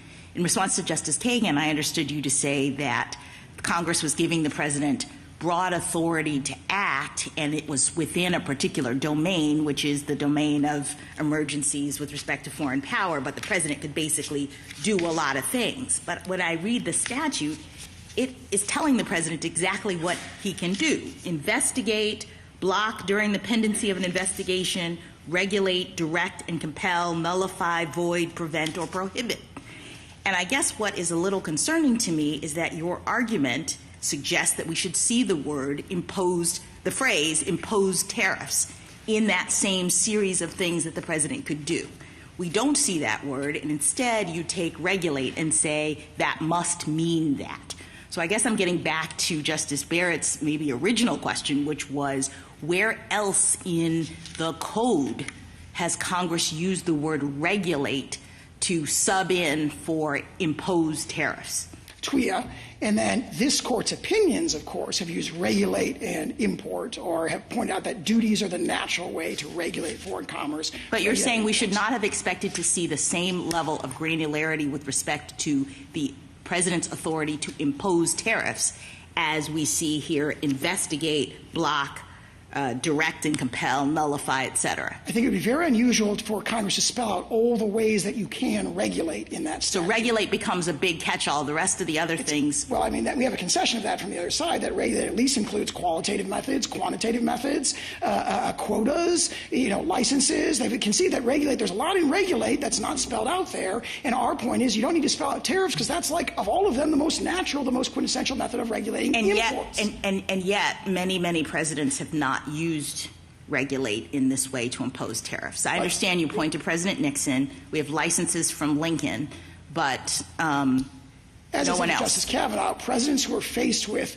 international crises to which tariffing is the natural response, that's President Nixon and President Trump, have invoked this authority. And also, frankly, President Trump invoked this authority in May of 2019 as well. Can I ask you one question? It's more historically attested than they can see. Let me just ask one more question about the unusual threat. So in your conversation with Justice Gorsuch, that we had the climate change tariff hypo, and you indicated that there would be challengers to the notion that was an unusual and extraordinary threat. And I'm just wondering, under your position, would they be able to make a legal challenge? Are you saying the court would not be able to review?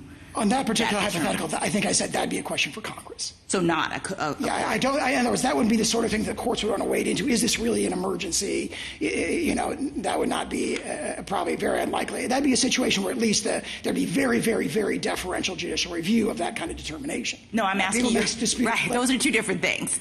Is there no judicial review, or is there deferential? Our frontline, I mean, Trump against Hawaii. Our frontline position is that it falls within Dalton against Specter. It's committed to the president's discretion when he makes his determination of a national emergency.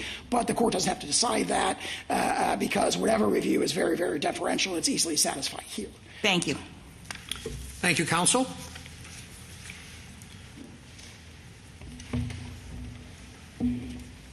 Mr. Katyal. Thank you, Mr. Chief Justice, and may it please the court. Tariffs are taxes. They take dollars from Americans' pockets and deposit them in the U.S. Treasury.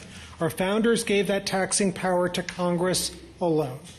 Yet here the president bypassed Congress and imposed one of the largest tax increases in our lifetimes. Many doctrines explain why this is illegal, like the presumption that Congress speaks clearly when it imposes taxes and duties, and the major questions doctrine. But it comes down to common sense.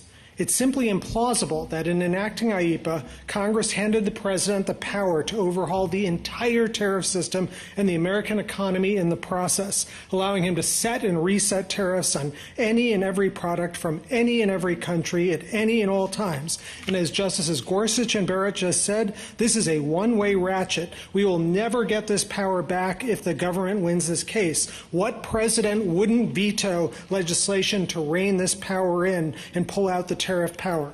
IEEPA is a sanction statute. It's not a tax statute where Congress gave away the store. Congress knows exactly how to delegate its tariff powers every time for 238 years. It's done so explicitly, always with real limits. IEEPA looks nothing like those laws. It uses regulate, which Congress has used hundreds of times, never once to include tariffs, and it lacks the limits of every other tariff statute. And that is why, even though presidents have used IEEPA to impose economic sanctions thousands of times, no president in IEEPA's 50-year lifetime has ever tried to impose tariffs. And the president bypassed statutes that do address tariffs, like Section 122 for large and serious trade deficits, but that imposes a clear guardrail, 15% cap, 150-day limit. This is Youngstown at its lowest ebb. If the government wins, another president could declare a climate emergency and impose huge tariffs without fines or without floors or ceilings, as Justice Gorsuch said. My friend's answer, this administration would declare it a hoax. The next president may not quite say that. This is an open-ended power to junk the tariff laws and is certainly not conveyed by the word regulate. I welcome the court's questions. Wouldn't your argument also apply to embargoes?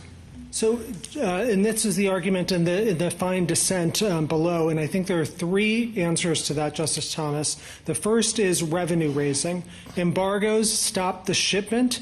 Tariffs start the tax bill. They are first and foremost ways of regulating revenue. As some of your own opinions said, this is the way we actually chiefly got revenue for the first 100 years of our republic. Tariffs are constitutionally special because our founders feared revenue raising, unlike embargoes. You know, there was no Boston embargo party, but there was certainly a Boston Tea Party. The second thing, textually, in the statute, it's different. Regulate appears in a cluster of verbs, as was said before, investigate, block, nullify, and the like. They describe embargo-like controls, prevent and prohibit, for example.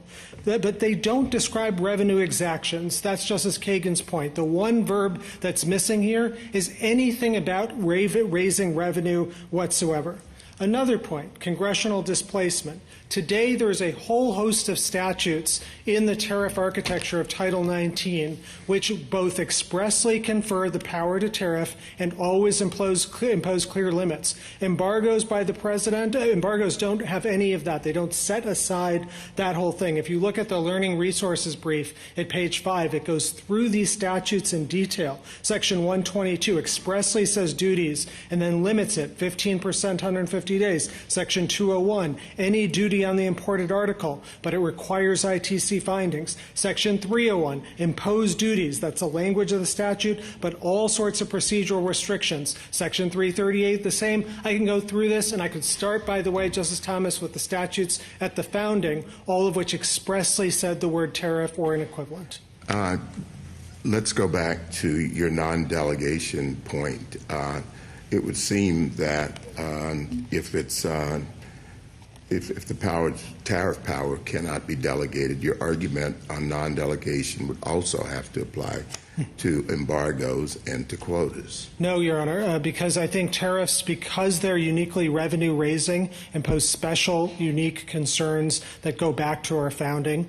And so I don't think that they apply to embargoes. And indeed, the history of this is very, very clear. That, as you just heard my friend say, in 1790, George Washington was delegated massive embargo power from the Congress. But what did Congress not do? And this is why the example cuts the other way. They never gave the president any sort of delegation of tariff authority at the time. Our point is not you can't delegate tariff authority. It's simply that you've got to do so with intelligible principles. And what you just heard my friend say is every single limit in IEPA is one that is not judicially enforceable. There's no limit whatsoever. And indeed, the main limit that was in there, he calls this some compromise position. The only compromise in 1977 was the legislative veto. And as this case comes to the court, that's no longer in the statute at all. Counsel, yes, sure, the tariffs are a tax, and that's a core power of Congress.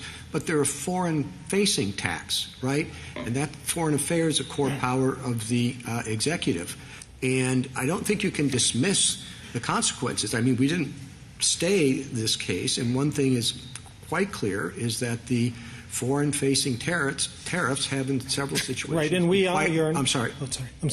Were quite effective in achieving a particular objective. So I don't think you can just separate it when you say, well, this is a tax, Congress's power. It implicates very directly the president's foreign affairs power. Mr. Chief Justice, we don't disagree with a large part of that. We think instead of thinking about foreign versus domestic, the better way of thinking about it is Article 1 versus Article 2. And as my friend finally conceded to Justice Gorsuch, there is no Article 2 power here, at least when we're talking about peacetime. Well, you don't agree with a large part. What's the little part that you do disagree with? So we agree with the idea that tariffs have foreign policy implications. Absolutely. Our founders recognize that. That's in the Federalist Papers. But nonetheless, they exclusively committed that power to the Congress in Article 1, Section 8 and gave it as its first power. So when you hear my friends cite cases like Egan and Garamendi, they just don't apply to this specific unique situation in which Congress has given that power.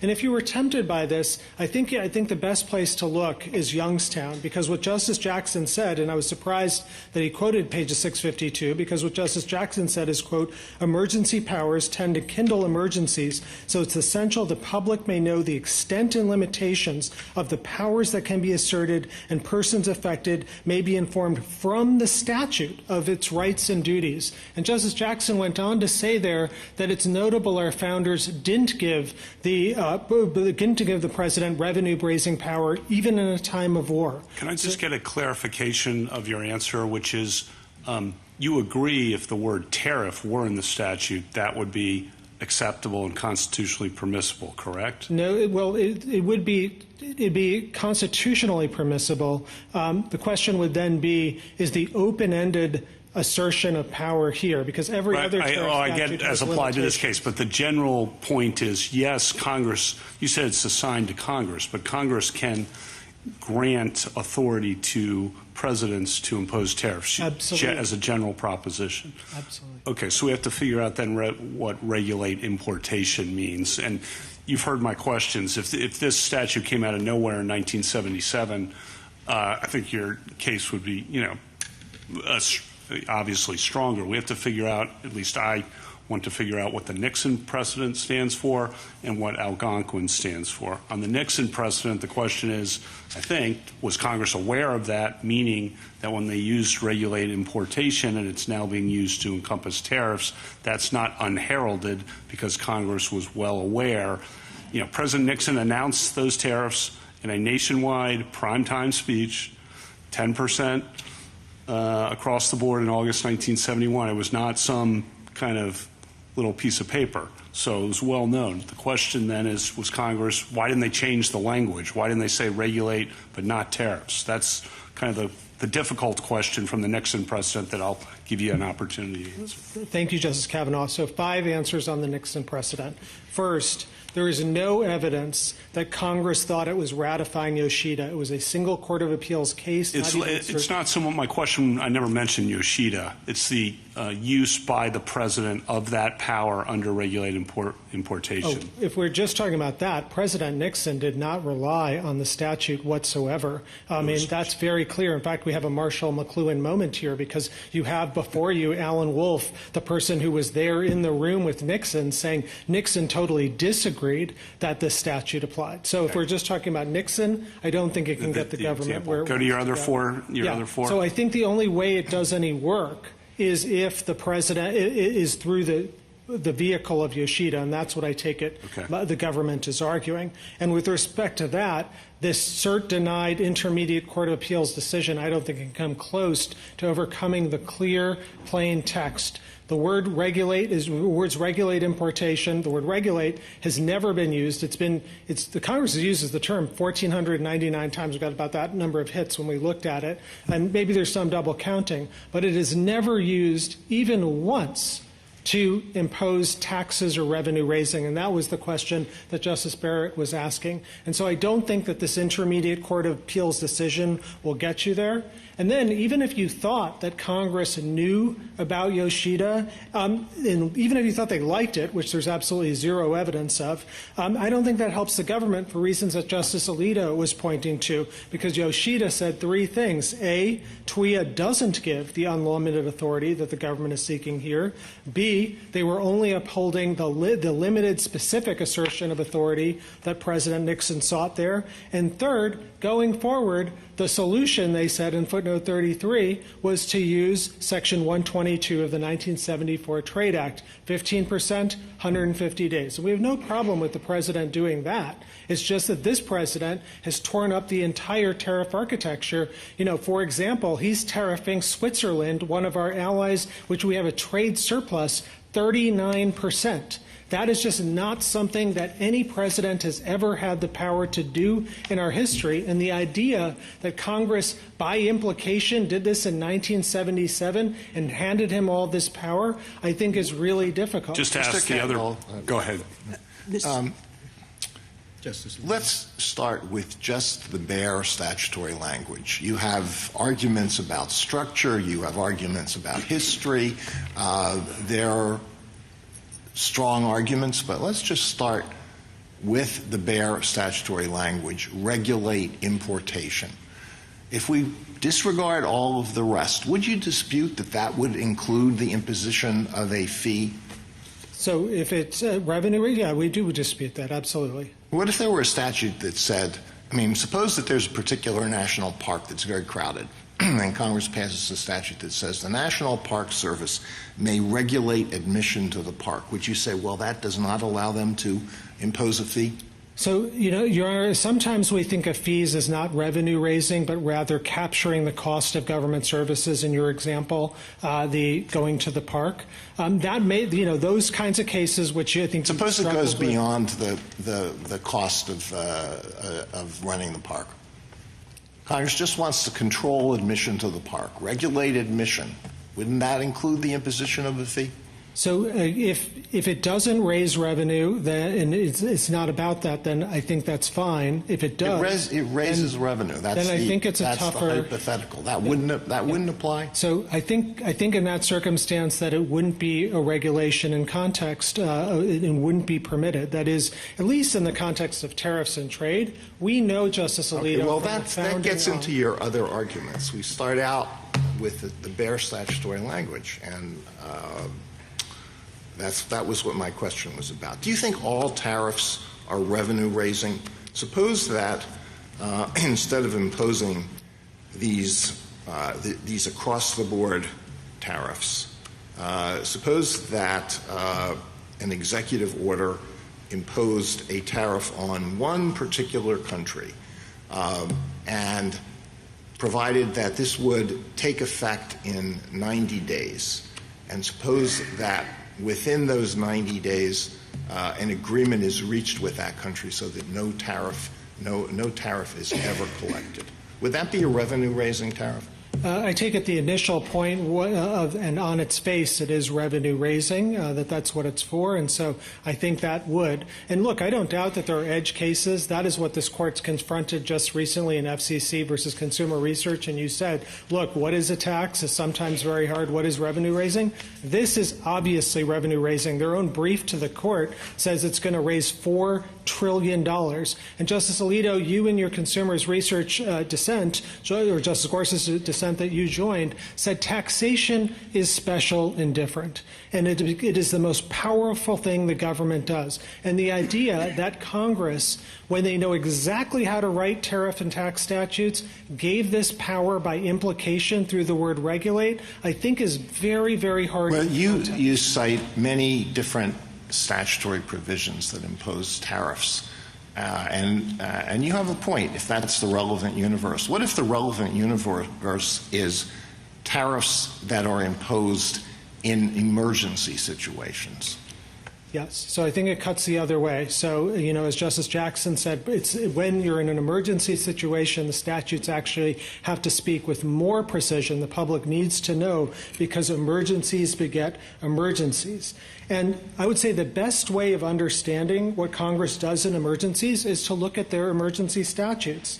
Not one has ever given the president a taxation power or a tariff power. We've had all sorts of emergencies for 238 years. No president has ever said, oh, the way to deal with that is I need to have a tariff authority. And as Justice Sotomayor said, IEPA gives already a quota power, so you can get what the foreign policy piece of it is through that. I'd also say, Justice Alito, Dames and Moore, which the Chief Justice referred to earlier, I think is really important here because the Solicitor General in that case made a similar argument to what you just heard on the claims provisions. He said it falls within regulate. Regulate is a capacious term. He said, Justice Alito, what you said, this is an emergency situation. And he said you've got to defer to the president on a major issue of national security about this very statute. And what did the court do? It rejected those arguments and said IEPA doesn't cover this. You say that this is not, this case does not,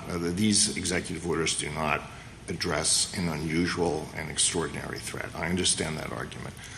Suppose that the facts were that it was suppose that there was an imminent threat of war, not a declared war, but an imminent threat of war with a very powerful enemy whose economy was heavily dependent on U.S. trade.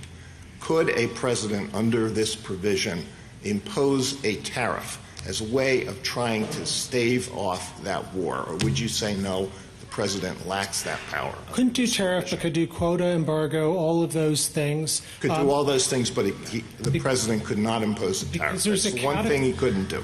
There's a category shift between a tariff and the other 8 powers in IEEPA because it is revenue raising. So it's not a difference in degree or something like that. That's why, I don't doubt tomorrow. Even if the purpose of this had nothing whatsoever to do with raising 1 penny. The president didn't want to raise 1 penny. The president wanted to deter aggression that would bring the United States into a war. You would say, no, can't do that. Yeah, Justice Alito, I think you've said many times the purpose isn't what you look at. You look to actually what the government is doing. And if you disagree, if you think if you ruled for us and the president says, I need this power, he can go across the street to Congress tomorrow and get it by a simple majority through reconciliation. But if you vote for them, this power, as Justice Gorsuch said, as Justice Barrett said, is going to be stuck with us forever. The power to jump. Can I ask you? I just wanted to give you a chance to address kind of the other argument that's been submerged here textually. Again, just bare text for a moment, okay? We've been focused on regulate importation, but actually the statute says the president may, by means of licenses or otherwise, regulate importation.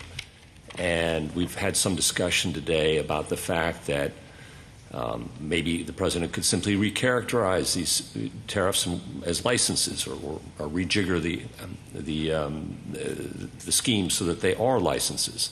We've also heard the suggestion that otherwise, licenses and tariffs are very similar, so otherwise might encompass tariffs there. Thoughts? Yeah, a few thoughts, Justice Gorsuch. First is the SG is not even making that argument, and I think they're not making it for a number of reasons. One is that there's a strong presumption against reading statutes this way in the unique tax and duties context. Hartramp is one of those cases which says if there's doubt, you don't read the statute to confer such powers. Second, if you were to do that, it's open-ended. It allows, and this was your hypothetical, it allows under the word license them to tariff the world, and seems like you're putting a major questions thumb or an interpretive lens thumb on the plain text there. Is that fair? I think you could call it major questions. I just think it's like Justice Barrett said in Nebraska versus Biden, the most natural way of understanding what the statute is about. We're talking about, under the government's reading, a statute that gives the power to the president to junk the entire tariff. I understand that, but you're not disputing licenses or otherwise means what it says. You're saying that we should interpret that narrowly for particular reasons. So I think I am disputing it as well. I think the licenses, and this is something Justice Sotomayor was saying, don't expand the power. They are not verbs. And so it is limited to the 9 verbs there. No, I understand that. And so regulate, I don't think. Thank you. Yeah. Thank you, Counsel. Justice Thomas, anything further? I'd like to just revisit the point that Justice Alito was making with a similar question. If one of our major trading partners, that's, for example, China, held a U.S. citizen hostage, could the president, short of embargoing or setting quotas, say the most effective way to gain leverage is to impose a tariff for the purpose of leveraging his position to recover our hostage? No, Your Honor. So tariffs are different because they're revenue raising, and I think it goes to the point I was saying to you in our very first colloquy, which is quotas, embargoes, and stuff are different for a different reason, which is there's a tariff architecture around Title 19 that in tariff would, like in your hypothetical, would supersede. And here the president is seeking the power to set aside all of our trade treaties unilaterally under the word regulate. I just don't think it can bear that weight. Justice Alito? You mentioned other tariff provisions that you think would be rendered redundant if we adopted the government's interpretation of IEEPA. One that you didn't mention, which is discussed in an amicus brief, is Section 338 of the Tariff Act of 1930. Why doesn't the plain language of that provision, which does speak specifically about duties provide a basis for all or virtually all of the tariffs that are at issue here? Yeah, the government's never made that argument, Justice Alito, and I think for very good reason, because it only applies to MFN violations, which are not at issue here. You can only tariff if the president, quote, finds as a fact that a country satisfies two conditions, including that it discriminates against the United States. There are also a host of other reasons why Section 338 may have lapsed, and that's why no president has ever used it. But look, what is the argument that it's lapsed? It's regrettable. I mean, we put this case on a very expedited schedule, and therefore there are limitations on what and the parties' ability to answer each other's arguments or arguments that are made by amici. The amicus brief says that it hasn't lapsed. There are articles that say it hasn't lapsed. What is your argument? What is the basis for your argument that it lapsed? So two things, Justice Alito. Sections 252 and 301 have been understood by many to have superseded Section 338. And second, I don't think you have to get into this issue at all. We're not here saying that the government doesn't have a 338 power. That's something that can be decided by other courts at other times. As these folks come to the court, as the government comes to the court today, they're citing one statute and one statute only, IEPA, and we submit to you it doesn't come even close to authorizing these worldwide tariffs. That well, what if the president tomorrow were to say, I'm reissuing these executive orders and I'm invoking, in addition to other authorities, Section 338 of the Tariff Act of 1930? I think at that point we'd have that case. I mean, I'm not here to say that 338 does or doesn't do one thing. I'm responding to the government's argument, which is the invocation of IEPA and IEPA alone. But perhaps that point, Justice Alito, may so give then the court some comfort. I mean, I understand party presentation and all of that and not being a court of first view. But in these circumstances, if that were to happen, and it might be a realistic possibility, you think, well, okay, then the government would continue to try to collect these tariffs, and the plaintiffs here would have to go back to the Court of International Trade or the district court and challenge it again, and it would have to progress through those lower courts and come back to us when? A year from now? 6 months from now? While the tariffs continue to be collected and the amount that's at stake mounts into the billions. I mean, what are we at now? 100 billion? We get up to $1 trillion? That's what you're suggesting? So, Justice Alito, I think a few things. One is I think it's rich for the government to be making this argument about the refunds undermining us because they opposed the preliminary injunction in this case by saying, oh, don't worry, we'll give the refunds later. And they sought a stay in the Federal Circuit on exactly that ground, which was you don't need to implement the Federal Circuit's decision because we'll give the refunds later on. And now they're suggesting well, that wasn't my question, Mr. Katyal.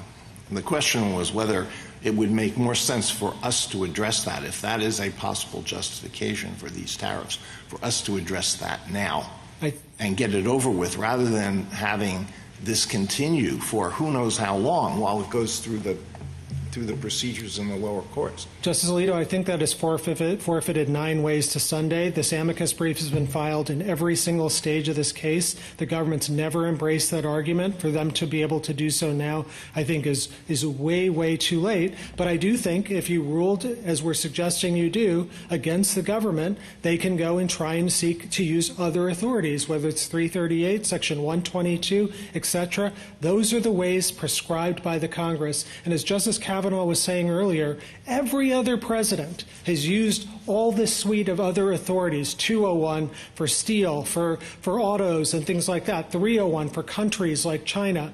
This president has come along and said something different, and with all due respect, we don't think IEPA allows him to do this junking of the worldwide tariff architecture. And what was the view, what were the views of President Trump's immediate predecessors on the question of imposing tariffs or allowing free trade? What was their policy view on that question? There's been a variety of different views about that, but the executive order, my friend said, well, prior presidents had no occasion to use the tariff power, which is belied by the very executive order he's defending here, which says that the trade deficits have been large and persistent every single quarter since 1976. And we've had trade wars. President Reagan initiated different ones and the use of different authorities, but never once did a president try and seek a EPA as the basis to rewrite the entire tariff code.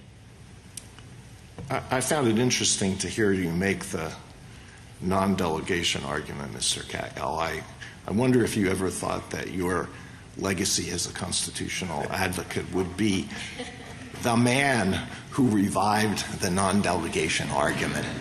Heck yes, Justice Alito.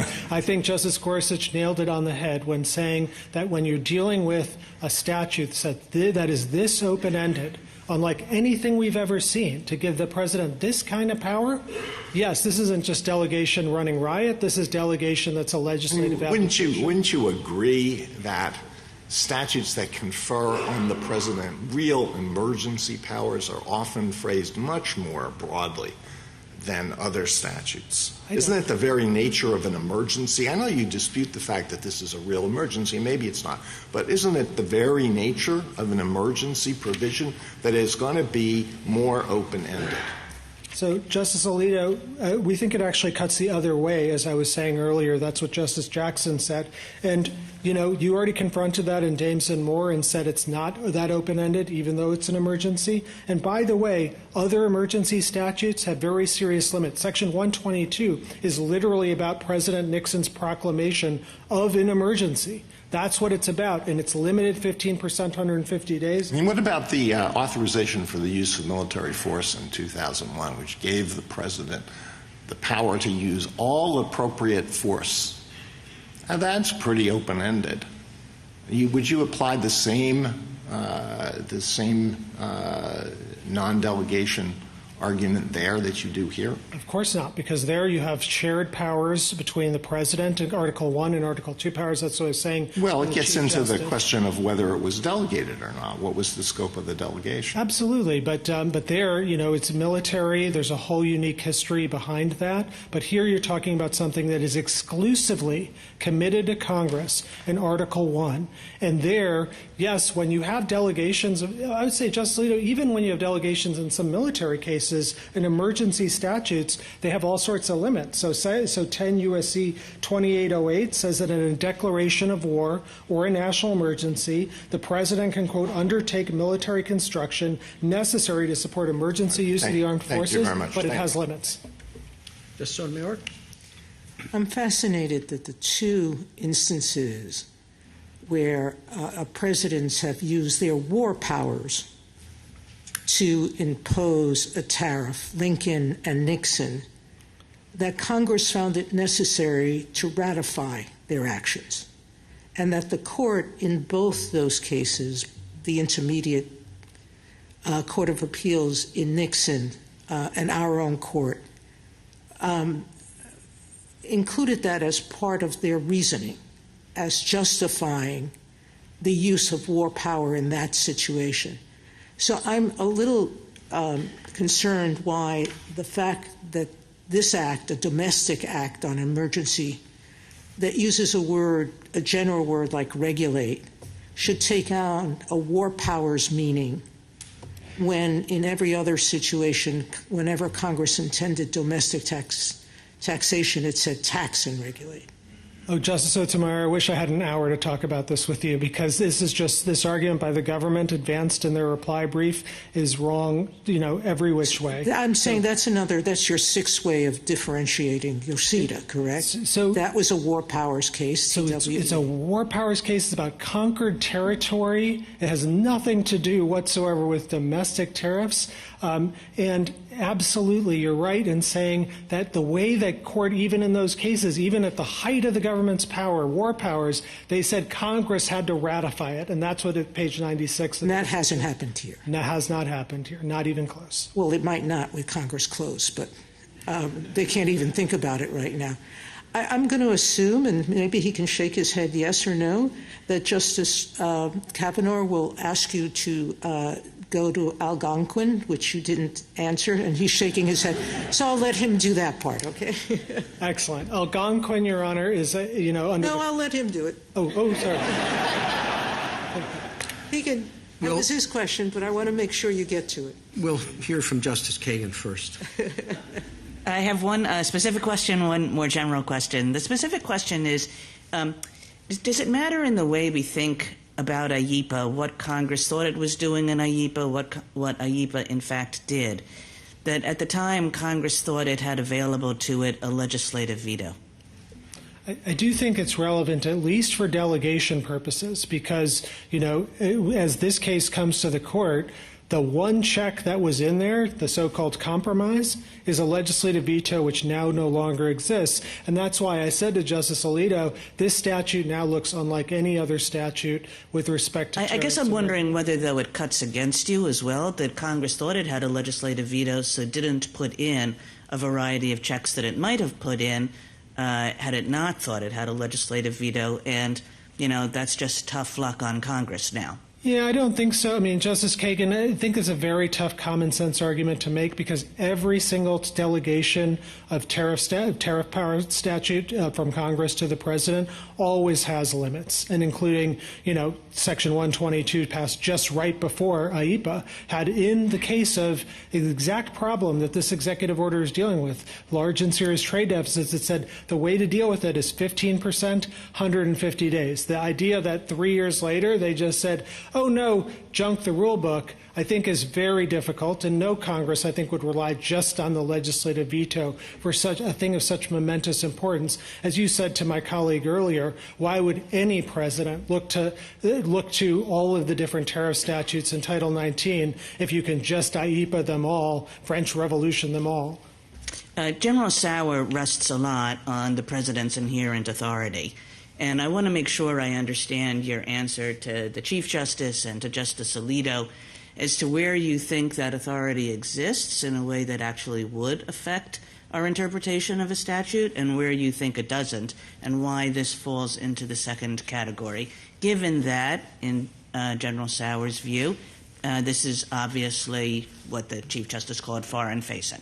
Yeah, so it may be foreign-facing, but there is still no Article II power whatsoever. There is no citation whatsoever in the government's brief to any notion that the president has Article II tariff authority. Now, look, I will say in wartime, conquered territory, maybe, but this is not a wartime or conquered territory statute. This is, or a use of the statute. They are tariffing the entire world in peacetime, and they are doing it, asserting a power that no president in our history has ever had. Even Justice Kavanaugh's example of Nixon, really far more limited, didn't blow past Congress's limits, as was said in Yoshida. This is a whole different animal. And maybe Congress has that power, as I agree with Justice Gorsuch. I don't think that it does, but boy, they got to say so really clearly. And here, there's nothing like that in the text of IEEPA. Thank you. Justice Gorsuch? Well, I don't know if I agree with what you say, but at any rate, back to the plain language, and just stick with me for a moment. The Constitution says that Congress gets to regulate commerce, and everybody understood that meant and included the power to tariff. Story, Madison, okay? So that's sort of a problem, right? Regulate is a capacious verb. And then you've got the otherwise language as well, which we've sort of discussed. And just on the plain language, forget about the backdrop of major. Do you need major questions to win? I kind of think you might. No, I don't think so. I mean, if we did, I think we'd win for reasons expressed, but I don't think so at all. So, Justice Gorsuch, our position is not that regulate can never mean tax or tariff. Okay. Our brief at page 15 gives you an example. A president may regulate cars coming in to the city, and then if it adds by charging tolls or something like that, absolutely. In context, it does. Here, the context you're referring to, Story and so on, says nothing about this case. That is the constitutional context about Congress's use of power. But it's part of how we understand language is used, and it's relevant for that purpose. And then when you've got licenses, which are economically the same thing as would you agree they're basically economically the same thing as tariffs? Sometimes they can be revenue Okay, so you've got raising. something that's economically identical to a tariff authorized by this statute. So, where does that leave you? So let me, as a matter of plain let me language? take the question in two parts. One is about the word regulate, and the other is about licensing. With respect to the word regulate, when it's used in the constitutional sense, it's very different than the sense in IEPA that my friend is asserting. When we're asserting IEPA, we're talking about a statute that is granting the president massive powers. And so the relevant context that I think you look at in asking the question, what did Congress mean in 1977? The best context, the most natural context is, what does Congress say every time they grant the president such power? And then just the one other point on this, constitutions are read totally differently. Story and Madison are talking about the constitutional phrase, and as Chief Justice Marshall said in McCulloch, a constitutional expounding the prolixity of a legal code is the opposite of the way you read the Constitution. I do follow that argument. Okay. And what about otherwise? Again, I just really want to make sure I understand. You say that there's a good reason why the Solicitor General didn't make that argument. I'll be curious to see what he has to say about that. But you know, what's your best reasoning why the otherwise language doesn't? Because it's only a mechanism to implement the 9 powers, and that licenses sometimes can be revenue raising and sometimes not. Yeah. And so if licenses can be revenue raising, and you can do this otherwise through revenue raising things, why wouldn't that capture tariffs? So because I think, again, our point to you is that that there's two kinds of licenses come in two flavors. If an executive order is asserting a license fee to recoup the cost of government services or something like that, as I was saying to Justice Alito, that doesn't look different than the other verbs. That's not revenue raising. It doesn't implicate the founder's concern. It doesn't implicate the concerns you wrote about in Consumers Research about the fear of the government. Well, you're not answering my question, though, Mr. Kacha. I'm talking about just the plain text here. And you're moving to a major questions or a non-delegate. That's the move you're making, which I think, fine, we can consider that. I'm just talking about on the text, okay? It says by means of licenses or otherwise. You've conceded that licenses are economically equivalent to tariffs. And the statute says by means of licenses or otherwise. Right. Regulate. It's only a means, and we looked at the history. Yeah, it's a means. Yeah. Why isn't tariffs a permissible means on the statute? Because, again, it has to be related to the 9 powers that Well, a license can be. We have to acknowledge that. And you've said a license can raise revenue, and you've said a license is equivalent to a tariff economically.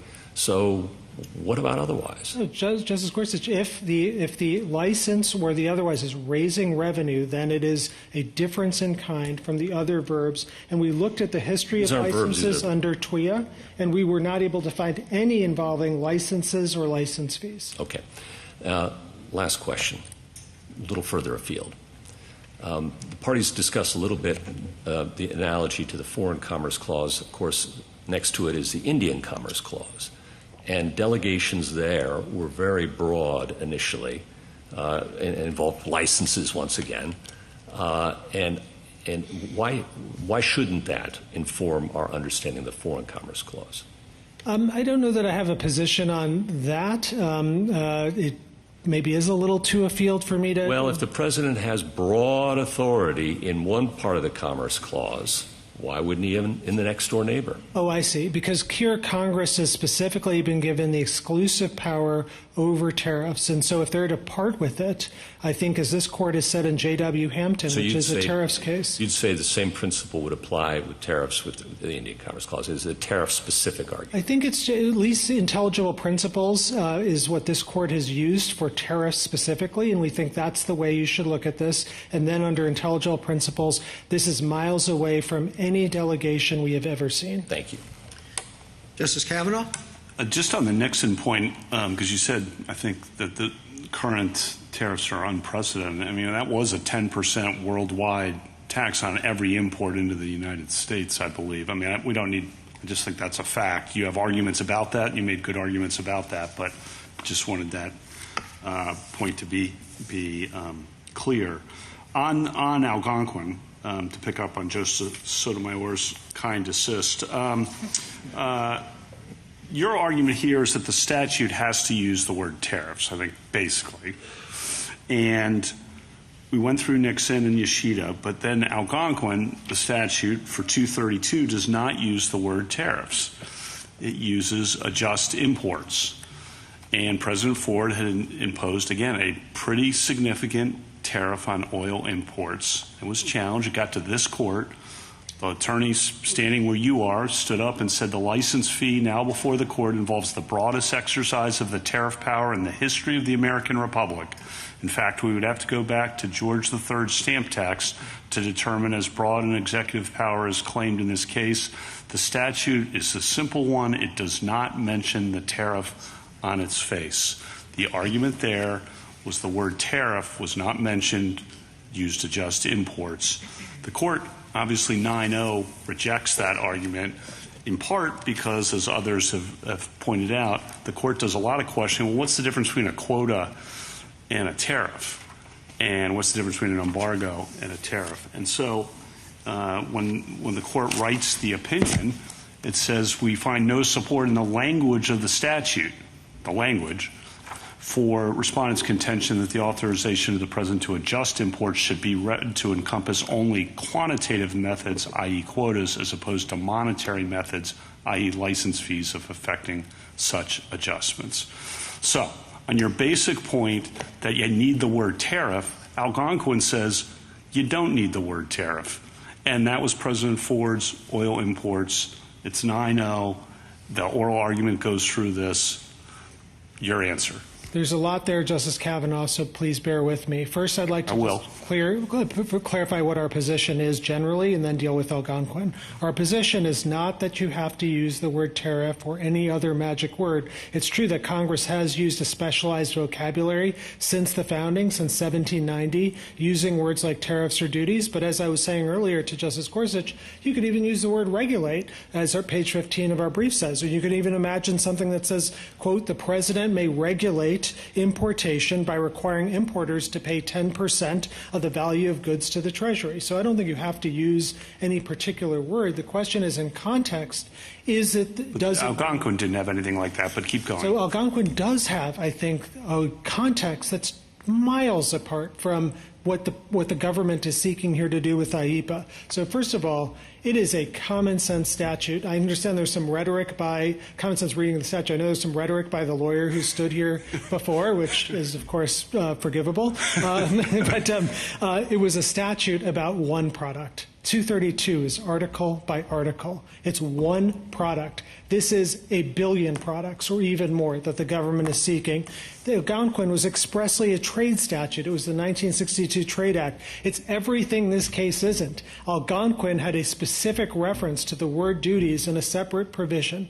Algonquin had a legislative history that was clear as day that the president was given this power. And I understand this court today doesn't look to the legislative history, but the way Algonquin got to where it was by saying the legislative history, the chief sponsor of the act. I think I'll disagree with you on that. It does a plain text and then says, is there anything in the legislative history to defeat the plain text? So I disagree pretty strongly with you on that, but it doesn't defeat your point. Keep going. Okay. So I'd also say, maybe the most important point, 232. Our argument is not just that you have to specifically authorize a tariff with some sort of word, but also that one way of understanding whether Congress is delegating its awesome tariff power, its awesome taxing power, is to ask, are there limits to what Congress has put in?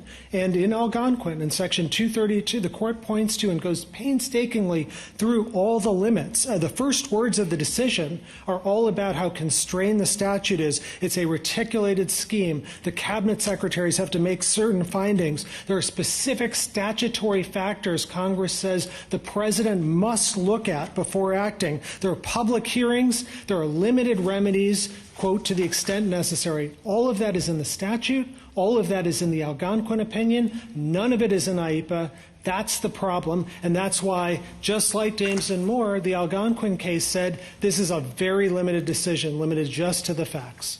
Thank you. Justice Barrett? So this license thing is important to me. And do you agree that, pursuant to IEPA, the president could regulate commerce by imposing a license fee? I'm sorry, could you say that again? Could the president regulate commerce under IEPA by using a licensing fee? Not a fee. So I should have said this earlier, but license is different from a licensing fee. IEPA and TWIA authorize licenses, not license fees, and no president has ever charged, to my knowledge, fees under those two statutes for the licenses. So fees impermissible, licenses okay. Fees permissible if they cover the costs of the scheme? Might be. I mean, but once they start revenue raising, you implicate the most serious concerns. But I thought you conceded to Justice Gorsuch there was no difference between a tariff and a licensing fee, functionally. If the licensing fee is just to I didn't concede that. Okay. So if the licensing fee is just to recoup the cost of government services, I think that may be okay. I don't think you need to get into it. Here, the government is asserting a power which they say in their briefs to you raises $4 trillion. So you understand the statute to permit licensing in the sense of permission. Like, we will not allow you to trade with us. We will not allow your goods to be imported unless we license it. Absolutely. And Justice Barrett, I think like just the natural reading, if you're to look at the word licenses and think, wow, Congress smuggled this incredible power to do all of these different things that the government is doing here, 39% taxes on some countries and others, through the word license. That's Can you license exportation? I don't think so, for the reason that, Well, right now, I actually looked into this. I mean, I think you, maybe not licensing fees. Exactly. But could you license exportation, like saying we're not going to allow certain products that have national security implications to be exported? Yes. So licensing could be used in that sense, Correct. not as a revenue raising measure. Yes. Okay. So you went back and forth with Justice Gorsuch about the implications of the president's authority over foreign affairs and whether the major questions doctrine applies. You say that in IEPA, the president's war powers are not implicated, and that was part of the reason why you say that we should think of this differently than some of the historical examples where the commander-in-chief power, war powers, were implicated. But the same language appears in the Trading with the Enemies Act, in which war powers would be implicated. So do you think the language should be, and of course that is what President Nixon relied on, so do you think that the language would be interpreted differently in that context, even though the commander-in-chief power and the war power would be implicated? 100%, I think it would be interpreted differently. Justice Jackson. Same regulate commerce language. Yes, because once you're carrying over wartime precedents to peacetime for Okay, I don't understand that then, because everybody agrees the language came in IEPA came from the Trading with the Enemy Act. So you're saying it has one meaning in the Trading with the Enemy Act and a different meaning in IEPA, that same regulate commerce? No, I think that the conquered territory language and all of that may go to the president's Article 2 powers as inherent powers in conquered territory, but I don't think it gets the government where they need to go. The CAC brief and the brief by Professor Paul Stephen goes through and explains why in 1933, when Congress decided to bring these concepts into peacetime, it severed the wartime roots. And there's an extensive legislative history. Okay, I understand that, but I thought that was about, maybe I'm just not tracking. I mean, I think there's been some discussion of whether the president would have inherent Article 2 authority in wartime to impose tariffs to this end. Is that what you're talking about? Are you actually talking about a statute that said regulate importation in wartime? Right. And you think it could have the tariff power conferred through that language in a war-making statute, but not in IEPA? No, I don't think it confers it in either place. I think the president, it's located, the president's power in conquered territories, not in the Trading with Enemies Act or anything like that. Okay, so it's inherent constitutional power coming from the law of war. Okay. And then if you win, tell me how the reimbursement process would work. Would it be a complete mess? I mean, you're saying before the government promised reimbursement, and now you're saying, well, that's rich, but how would this work? It seems to me like it could be a mess. So the first thing I'd say is that just underscores just how major a question this is. The very fact that you were dealing with this with quotas, there's no refund process to the tunes of billions of dollars or embargoes, but there is here. But for our case, the way it would work is, in this case, the government stipulated for the 5 plaintiffs that they would get the refunds. So for us, that's how it would work. Your question, I take it, is about everyone else, where you don't have a class action or anything like that. With respect to everyone else, there's a whole specialized body of trade law, and it's in 19 U.S.C. 1514 outlines all these administrative procedures. It's a very complicated thing. There's got to be an administrative protest. There was a harbor management case earlier that this court was involved with in the United States Shoe, in which the refund process took a long time. There were any number of claims and equitable relief. So a mess. So it's difficult, okay. Absolutely. We don't deny that it's difficult, but I think what this court has said in the McKesson case in 1990 is that serious economic dislocation isn't a reason to do something. Northern Pipeline, you guys stayed your decision for a while in order to let the congressional process unfold. There may be a congressional process here as well. You may be able to also be that this court could limit its decision to prospective relief under the John Q. Hammonds case. So there's lots of possibilities. Justice Jackson? So I think I read Algonquin differently than Justice Kavanaugh. When I look at its analysis, it absolutely does a textual review, but then it says, quote, turning from Section 232's language to its legislative history, again, there is much to suggest that the president's authority extends to the imposition of monetary exactions. And I appreciate that perhaps that factor is no longer in vogue, but did you look into the legislative history here to determine whether there is anything that supports the conclusion that Congress actually intended for this IEPA statute to allow or authorize the president to impose these tariffs? I did, and if I blinked, I would miss it because it was virtually nothing. And in fact, both page 2 of both the House and Senate report outline all of the powers that are given under IEPA, and none of them have tariff. There's one brief mention of tariff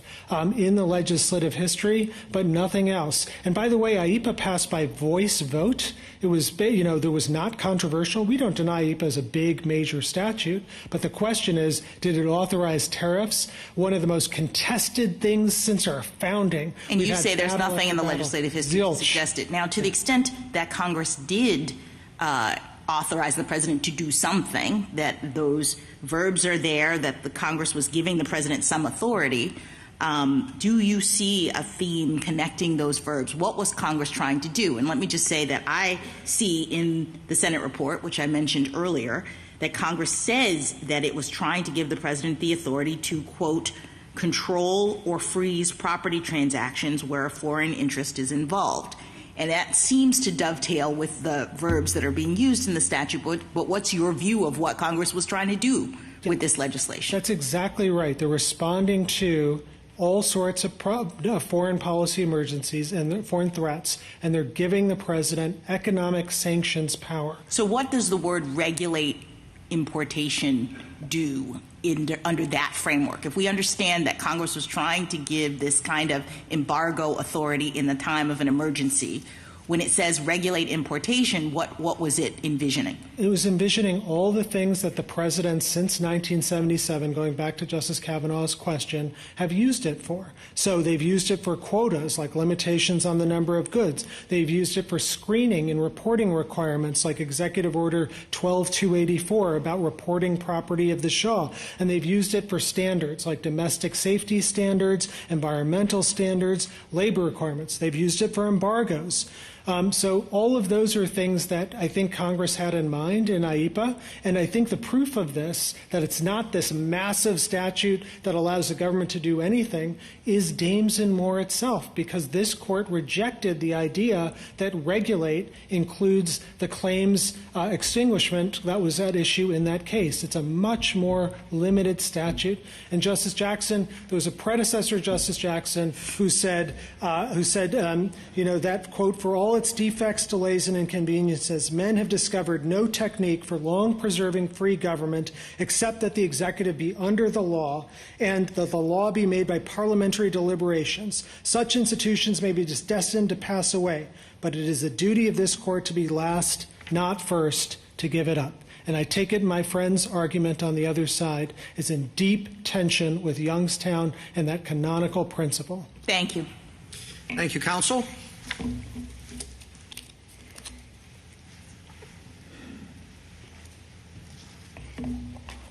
Mr. Gutman. Mr. Chief Justice, and may it please the Court, I'd like to begin by picking up with the exchanges with Justice Barrett and Justice Gorsuch about licenses and license fees, because I think we ended on the right note, but I just wanted to make sure that at least my client's position is clear on this. Licenses are different from license fees. And I am not aware of any history in the 5 decades that IEPA has been in force of any fees charged for the licenses under this statute. This is a statute that licenses can be used, for example, the president might ban certain transactions with a foreign country, but then grant licenses to do them for humanitarian reasons. But as far as I'm aware, there's never been a fee charged for that. And I do welcome the Court's questions. But I think I just want to make absolutely clear. I think the question is, what does or otherwise do? Well, or otherwise could be of things like instructions or licenses. But again, it's fundamentally having something that is a revenue-raising measure or even that is just an exaction of some sort is fundamentally, categorically different from what we understand instructions and licenses to be involved, just like we think regulate doesn't carry the financial connotation given the other verbs there. If I could turn to some of the 19th century history that we were discussing as well, because I think there may be a little bit more to add there. The 19th century cases about the president's inherent Article II authority with respect to in a wartime with respect to importation is not the power to impose tariffs on imports coming into the United States. That is not what any of those cases were about. They were about the president's power, in a wartime as an occupying military force to impose tariffs in occupied territory, that in Mexico, in the Philippines, in California. The Civil War case might be the closest case, but even there, what we were talking about were essentially there were licensing fees, but they were export fees. They were fees that were being imposed on the exportation of cotton from the occupied South into the North. And so I don't think any of that provides authority for this general notion that there is a background principle that the president, even in wartime, has an Article II authority to impose tariffs, certainly without the consent of Congress. So you agree, I assume, given all the verbs on this list, that the president could do something like just shut down all trade between us and, say, China, right? Yes. I mean, there are other limitations in the statute. Okay. So doesn't it seem, and I think this is one of the points that Algonquin makes, and I think it's a point that Justice Kavanaugh was making, doesn't it seem then, I mean, I don't want to use the phrase lesser power or lesser included measure, but doesn't it seem like it would make sense then that Congress would want the president to use something that was less, weaker medicine than completely shutting down trade as leverage to try to get a foreign nation to do something? And the president can in the form of, for example, quotas. But what makes an embargo or quotas fundamentally different from tariffs, as my friend has already explained, is the revenue-raising aspect of that. That makes it a far more significant power. It creates additional danger of overuse. And I think the other point, as Justice Jackson was pointing out, is that it cedes control over whether the transaction occurs from the government to the individuals engaging in this transaction. And that is not what IEPA is intended. What makes something revenue-raising? I mean, fees raise money, and unless they're going to be kind of one-to-one, this is exactly what it costs. I mean, it might raise some surplus. It might raise some extra. So is it the purpose? If the purpose of the fee or the tariff is to raise money, Is it the purpose that makes it revenue raising, or is it just the fact of surplus created that goes to the Treasury? Like, how do we decide this? Yes, I think it's the effect. And to be clear, I think there would be a serious difficulty with interpreting any of these words, even to allow revenue neutral exactions here, because none of them. And again, as far as I'm aware, IEPA has never been used in that way. But I don't. Not even a processing fee? I am not aware of any use of that sort of under IEPA. But even if that is permissible, I think that's permissible precisely because it doesn't have the effect of raising revenue. Mr. Katyal referred to common sense several times, and I want to pick up on Justice Barrett's question because your interpretation of the statute, as she pointed out, would allow the president to shut down all trade with every other country in the world, or to impose some significant quota on imports from every other country in the world, but would not allow a 1% tariff. And that leaves, in the government's words in its brief, an odd donut hole in the statute. Why would a rational Congress say, yeah, we're going to give the president the power to shut down trade? I mean, think about the effects. But you're admitting that power's in there. Yeah. But can't do a 1% tariff. That doesn't seem, but I want to get your answer, to have a lot of common sense behind it. I think it absolutely does because it's a fundamentally different power. It's not a donut hole. It's a different kind of pastry. And on that power, that's a good one. On that power, though, and you've said this many times, and Mr. Katyal too, and look, I get this, obviously, but the court has repeatedly said a tariff on foreign imports is an exercise of the commerce power, not of the taxation power. And I'm repeating some, but John Marshall said that, and Joseph Story, and Chief Justice Hughes in the 1933 case, and we've said that quite a bit of time, which seems to at least undermine a bit your point that it's an entirely different power, because if it is foreign commerce power, it's the same power that Justice Barrett was talking about of just embargoing trade with the entire world, which you admit is in this statute. Well, there are a couple of points in there, and I'll try to get to all of them. But, I mean, I think all of us agree that context is what matters here, and that you certainly could use the word regulate to talk about a tariffing power, like you could use it to talk about a taxing power. I mean, we impose taxes for regulatory purposes as well. But the federal government hasn't identified a single other federal statute that uses the term regulate to authorize tariffs or taxes. That is just a different kind of power. And I thought your point in response to Justice Kavanaugh, it's a different kind of power because the power that's being authorized by this statute is the power to control or freeze trade. That's what Congress was getting at. And so if that's true, then we have to read regulate in that context.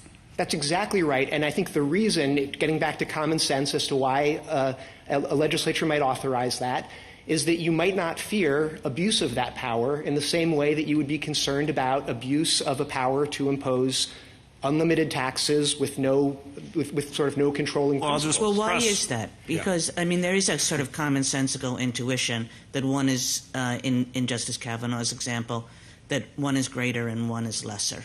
So why is that not right? Because, to be blunt about it, there's nothing. One of them, there's something in it for the government, and one of them there isn't.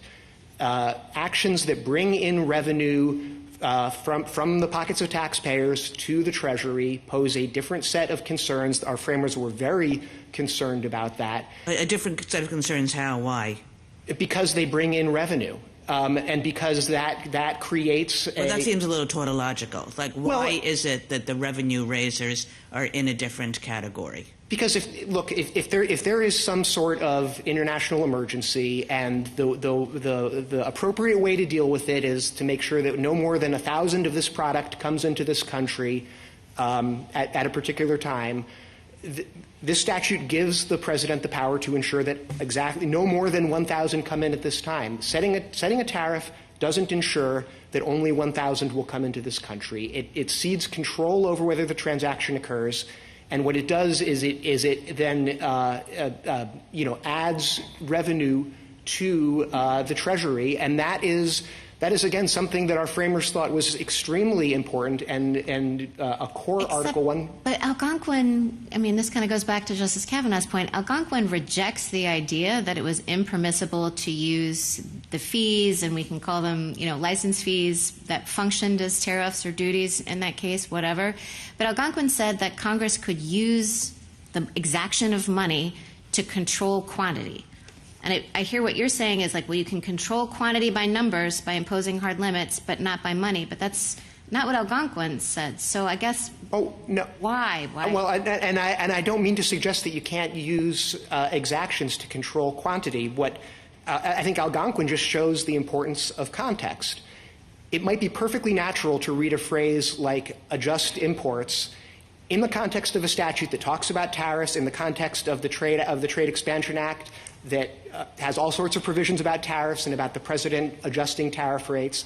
It might be perfectly natural in that context to read a phrase like adjust the imports to be referring to changing tariff rates. It's just as unnatural to read a phrase like regulate importation to discuss that when the statute has nothing to do with tariffs and doesn't otherwise mention tariffs at all. And do you think imposing tariffs is do you think that just blocking all trade is a bigger deal than imposing a 1% tariff across the board? I think it would be a huge deal. It is just a different kind of deal. Algonquin was not a constitutional case, right? Correct. It was a statutory interpretation case. Correct. And so the question there was simply, was Congress actually trying to give, or did Congress in that statute give the president the authority to impose these kinds of exactions? And the court looked at the text, and it looked at the legislative history in which there was a number of clues that Congress had actually intended to do that. Yes, right? yes, and it looked not just at the text of those specific words, but also the context of what else was in the statute and the fact that some of the factors that the president was supposed to be considering. Keep going. And it would make perfect sense, I think, in a time of emergency for many of the reasons that General Sauer pointed out, that Congress would want the president to have the kind of authority that is imposed when you are embargoing things, when you are stopping the trade, when you are saying, for emergency reasons, we're not letting any of this product come in. I mean, sure, that's a big deal, but the nature of it makes sense in terms of an emergency.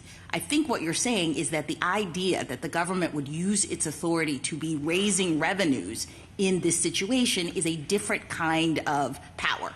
Exactly. This is a statute about giving the president control over assets, over transactions, over access to banking. And tariffs don't do that. You said something about exactly tariffs in fact cede control over those sorts of things. So they sort of undermine the goals and the purposes of this kind of statute. Is that right? Yes, that's exactly right. From what you've said, go ahead. From what you've said, it seems, and you said this, that the reason for drawing a distinction between tariffs and an embargo is the suspicion that tariffs will be used to raise money and therefore to circumvent Congress's power to control taxes. So it's a question of the risk that's involved. Am I right? Yes. That's what it boils down to. Yes, well, and it's a question of understanding what Congress would have thought what powers Congress would have thought it was conferring. Would Congress have understood the phrase regulated? Well, I mean, the question is, why would Congress say you can impose a quota, you can impose a ban, but you can't impose a tariff? And your answer, I gather, is because when a tariff is imposed, we're suspect about what's going on. We're suspicious about what's going on. We think that what the government is what the executive is trying to do is to raise revenue, and that's our business, right? That's what it has to be. Yes, and we know that every other time that Congress has authorized well, the president. that's it. You're getting into a different argument. Then would you say the same thing if the measure is really about an emergency, an undisputed emergency and a really dire emergency? Yes. Would you have the same suspicion? Yeah, yes, absolutely. And again, I'll refer back to Justice Jackson's concurrence in Youngstown that emergency powers tend to breed emergencies. Look, Biden versus Nebraska, I think, says very clearly. I really don't think you're answering the question. The question is, would you have the same suspicion when it is perfectly apparent from context that what the president is trying to do is to achieve a goal other than the raising of money? I think what I'm trying to say is that you have to read the statute the way that Congress would have understood it when it was enacted, not how it is used in any particular case. It may be used for very good reasons in a particular case, but the question is, would Congress have understood itself to be ceding this power with no limits, unlike every other tariffing statute with no limits? I know that point. Let me ask you an unrelated question. Mr. Katyal listed some of the things that presidents have done under IEPA, such as screening imports.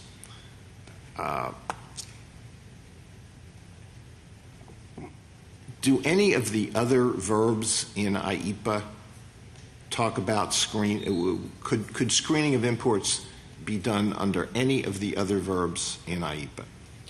I think maybe, but it would have been which one? Prevent, and so I think the question would be: screening is preventing? Well, I think it depends what you're screening for. But if you were okay, how about imposing domestic requirements that are needed to safeguard domestic safety? Any other provision besides regulate? Any other verb besides regulate that would?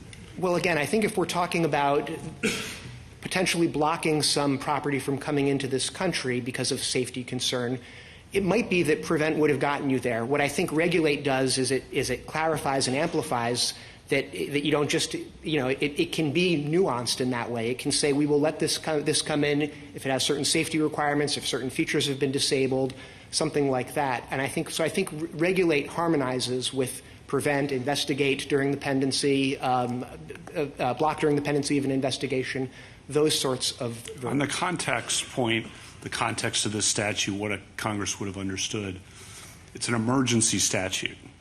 And presumably Congress wants to give the president tools to respond to the emergency in an appropriate way. And it seems odd to imagine a meeting in the Oval Office where the president's told, well, we have a problem with, I won't name a country, but country X, and you can stop all trade with that country. I mean, I'm not sure that's a, wise policy to give that much, but it's there, right? You agree it's in this statute. But and the president says, well, that's too extreme. I want to calibrate my response to deal with this, and maybe a tariff of some kind. Like, oh, you can't do that. So you're forcing the president to respond to an emergency, and Justice Alito's raised the point about a real emergency, and you're taking away the president's suite of tools when the one is much more extreme that is authorized. That just seems a bit unusual. Think about India right now, the tariff on India, right? That's designed to help settle the Russia-Ukraine war, as I understand it. Don't pretend to be an expert. But if that's gone, that's a tool that's designed, talk about foreign facing, the most serious crisis in the world. And that's out the window. So I just think it's just contextually emergency. It's just a bit unusual to read it that way. But I take your response. Taxation's different, and you got to stick with that line. No, and I don't think it's just that. Because I do think it's that, but it's also that there are a range of tools that are more calibrated that the president can do. It doesn't have to be a complete embargo. It could be limits on particular kinds of products. It could be quantity. I get it, but in the history of trade efforts to respond and push back, you're taking one away. And the president, and there are many other statutes that might apply depending on the exact circumstances, 201, 301, 230. Counsel, I think what we're forgetting here is a very fundamental point, which is the Constitution is structured so that if I'm going to be asked to pay for something as a citizen, that it's through a bill that is generated through Congress and the president has the power to veto it or not. But I'm not going to be taxed unless both houses, the executive and the legislature, have made that choice, correct? That's exactly right. So there is something, it's not just the taxing power, qua taxing power. The question is, do we permit the president to use the taxing power to affect his personal choices of what is good policy for me to pay for? That's exactly right. The question is who decides. Who decides and under what circumstances? Now, with respect to this, I mean, I'm not even going to the pretext argument, okay? But the president threatened to impose a 10% tax on Canada for an ad it ran on tariffs during the World Series. He imposed a 40% tax on Brazil because its Supreme Court permitted the prosecution of one of its former presidents for criminal activity. The point is, those may be good policies, but does a statute that gives, without limit, the power to a president to impose this kind of tax, does it require more than the word regulate? Exactly. That's your point. Yes. Thank you, counsel. Did Mr. Katyal say anything this morning with which you disagree? No, I think we cleared up any maybe potential disagreement about licensing fees, but I think we all agree on that. Okay. Justice Thomas? Anything further? Justice Kagan? Briefly. Justice Gorsuch? Thank you, Chief. So I just want to follow up on Justice Sotomayor's question at the end of a long morning, afternoon. It does seem to me, and tell me if I'm wrong, that a really key part of the context here, if not the dispositive one for you, is the constitutional assignment of the taxing power to Congress. The power to reach into the pockets of the American people is just different, and it's been different since the founding and the Navigation Acts that were part of the spark of the American Revolution, where Parliament asserted the power to tax to regulate commerce. Some of those were revenue raising, some of them didn't raise a lot of revenue. We had a lot of pirates in America at the time. And Americans thought even Parliament couldn't do that, that had to be done locally through our elected representatives. Isn't that really the major questions, non-delegation, whatever you want to describe it, isn't that what's really animating your argument today? I think it's a huge piece of what's animating our argument. Thank you. Ms. Kavanaugh? Mrs. Jackson? Can I just invite you briefly to address your kind of second-tier arguments, assuming that the president can impose these sorts of tariffs? Why do you think, for example, that the trafficking tariff here does not deal with the drug trafficking emergency for the purpose of this analysis? So it doesn't deal with it because it's not a sanction imposed against traffickers.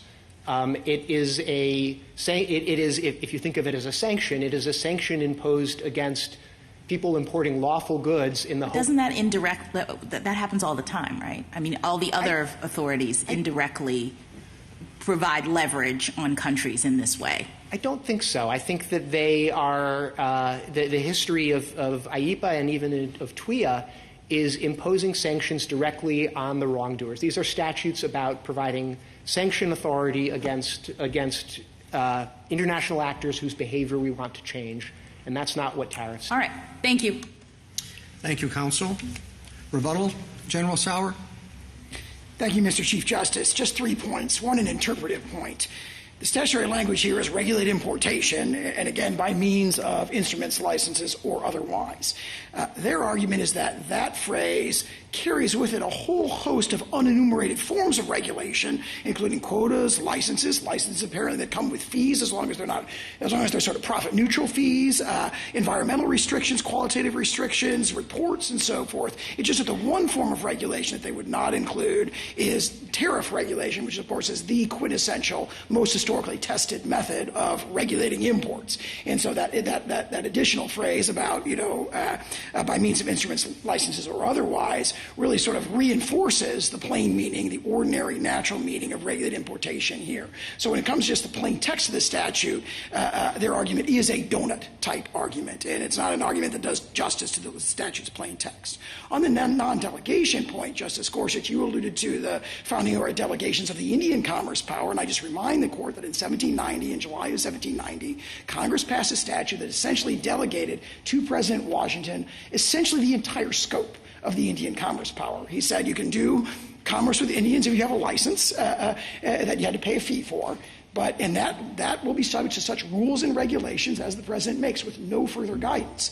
So when it comes to this foreign-facing there, it's obviously analogous because it's the Indian tribes, not foreign sovereigns, but this foreign-facing situation, we have a very sort of deep and profound historical pedigree through broad delegations of the regulation of commerce, right? The foreign commerce power, in that case, the Indian commerce power. And that ties, I think, to what I take to be the main theme of the arguments on the other side. And I think that Mr. Catchall started by saying tariffs are taxes. And I want to complete the answer I think I was giving to the Chief Justice when I got interrupted is if you look at these tariffs, these policies, it is clear that these policies are most effective if nobody ever pays the tariff. If it never raises a dime of revenue, these are the most effective use of this particular policy. And I said there's two buckets there. One is, first of all, when it comes to the trade deficit emergency, if no one ever pays the tariff, but instead they direct their consumption domestically and spur the creation of the rebuilding of our hollowed out manufacturing base, that directly addresses the crisis. It's more effective if no one ever pays the tariff. That's the point of it, really. That's a fundamental point of it. And that's one piece of these. And then as to both of them, as to both of the declared emergencies, the tariffs are an incentive, a pressure point, leverage, bargaining chip, as the Court said in Dames and Moore, to get countries to change their behavior to address the foreign arising emergencies. So if you look, for example, to take a historical example, last week's trade deal with China, it unlocked access to rare earth minerals, which of course have a critical national security aspect to them, and it got China for the very first time to change its policy with respect to fentanyl precursors, which is a crucial piece of that. Those tariffs, if no one ever collects them, but the threat of imposing those tariffs gets China and our other trading partners across the world to change their behaviors in a way that addresses this, then that's the most effective use of the policy. So they're clearly regulatory tariffs, not taxes. They're not an exercise of the power to tax. They are the exercise of the power to regulate foreign commerce. And that's why the statute says regulate. It doesn't say tax. It says regulate. And for that reason, we are squarely within the tradition that I was talking about before of very broad, historically very broad delegations of the power to regulate foreign commerce to the President because he has inherent article of authority in the area of foreign affairs, although not that. It has to be delegated to him, otherwise the delegation would be superfluous. And for all those reasons, we ask the Court to reverse both the decisions below. Thank you, counsel. The case is submitted.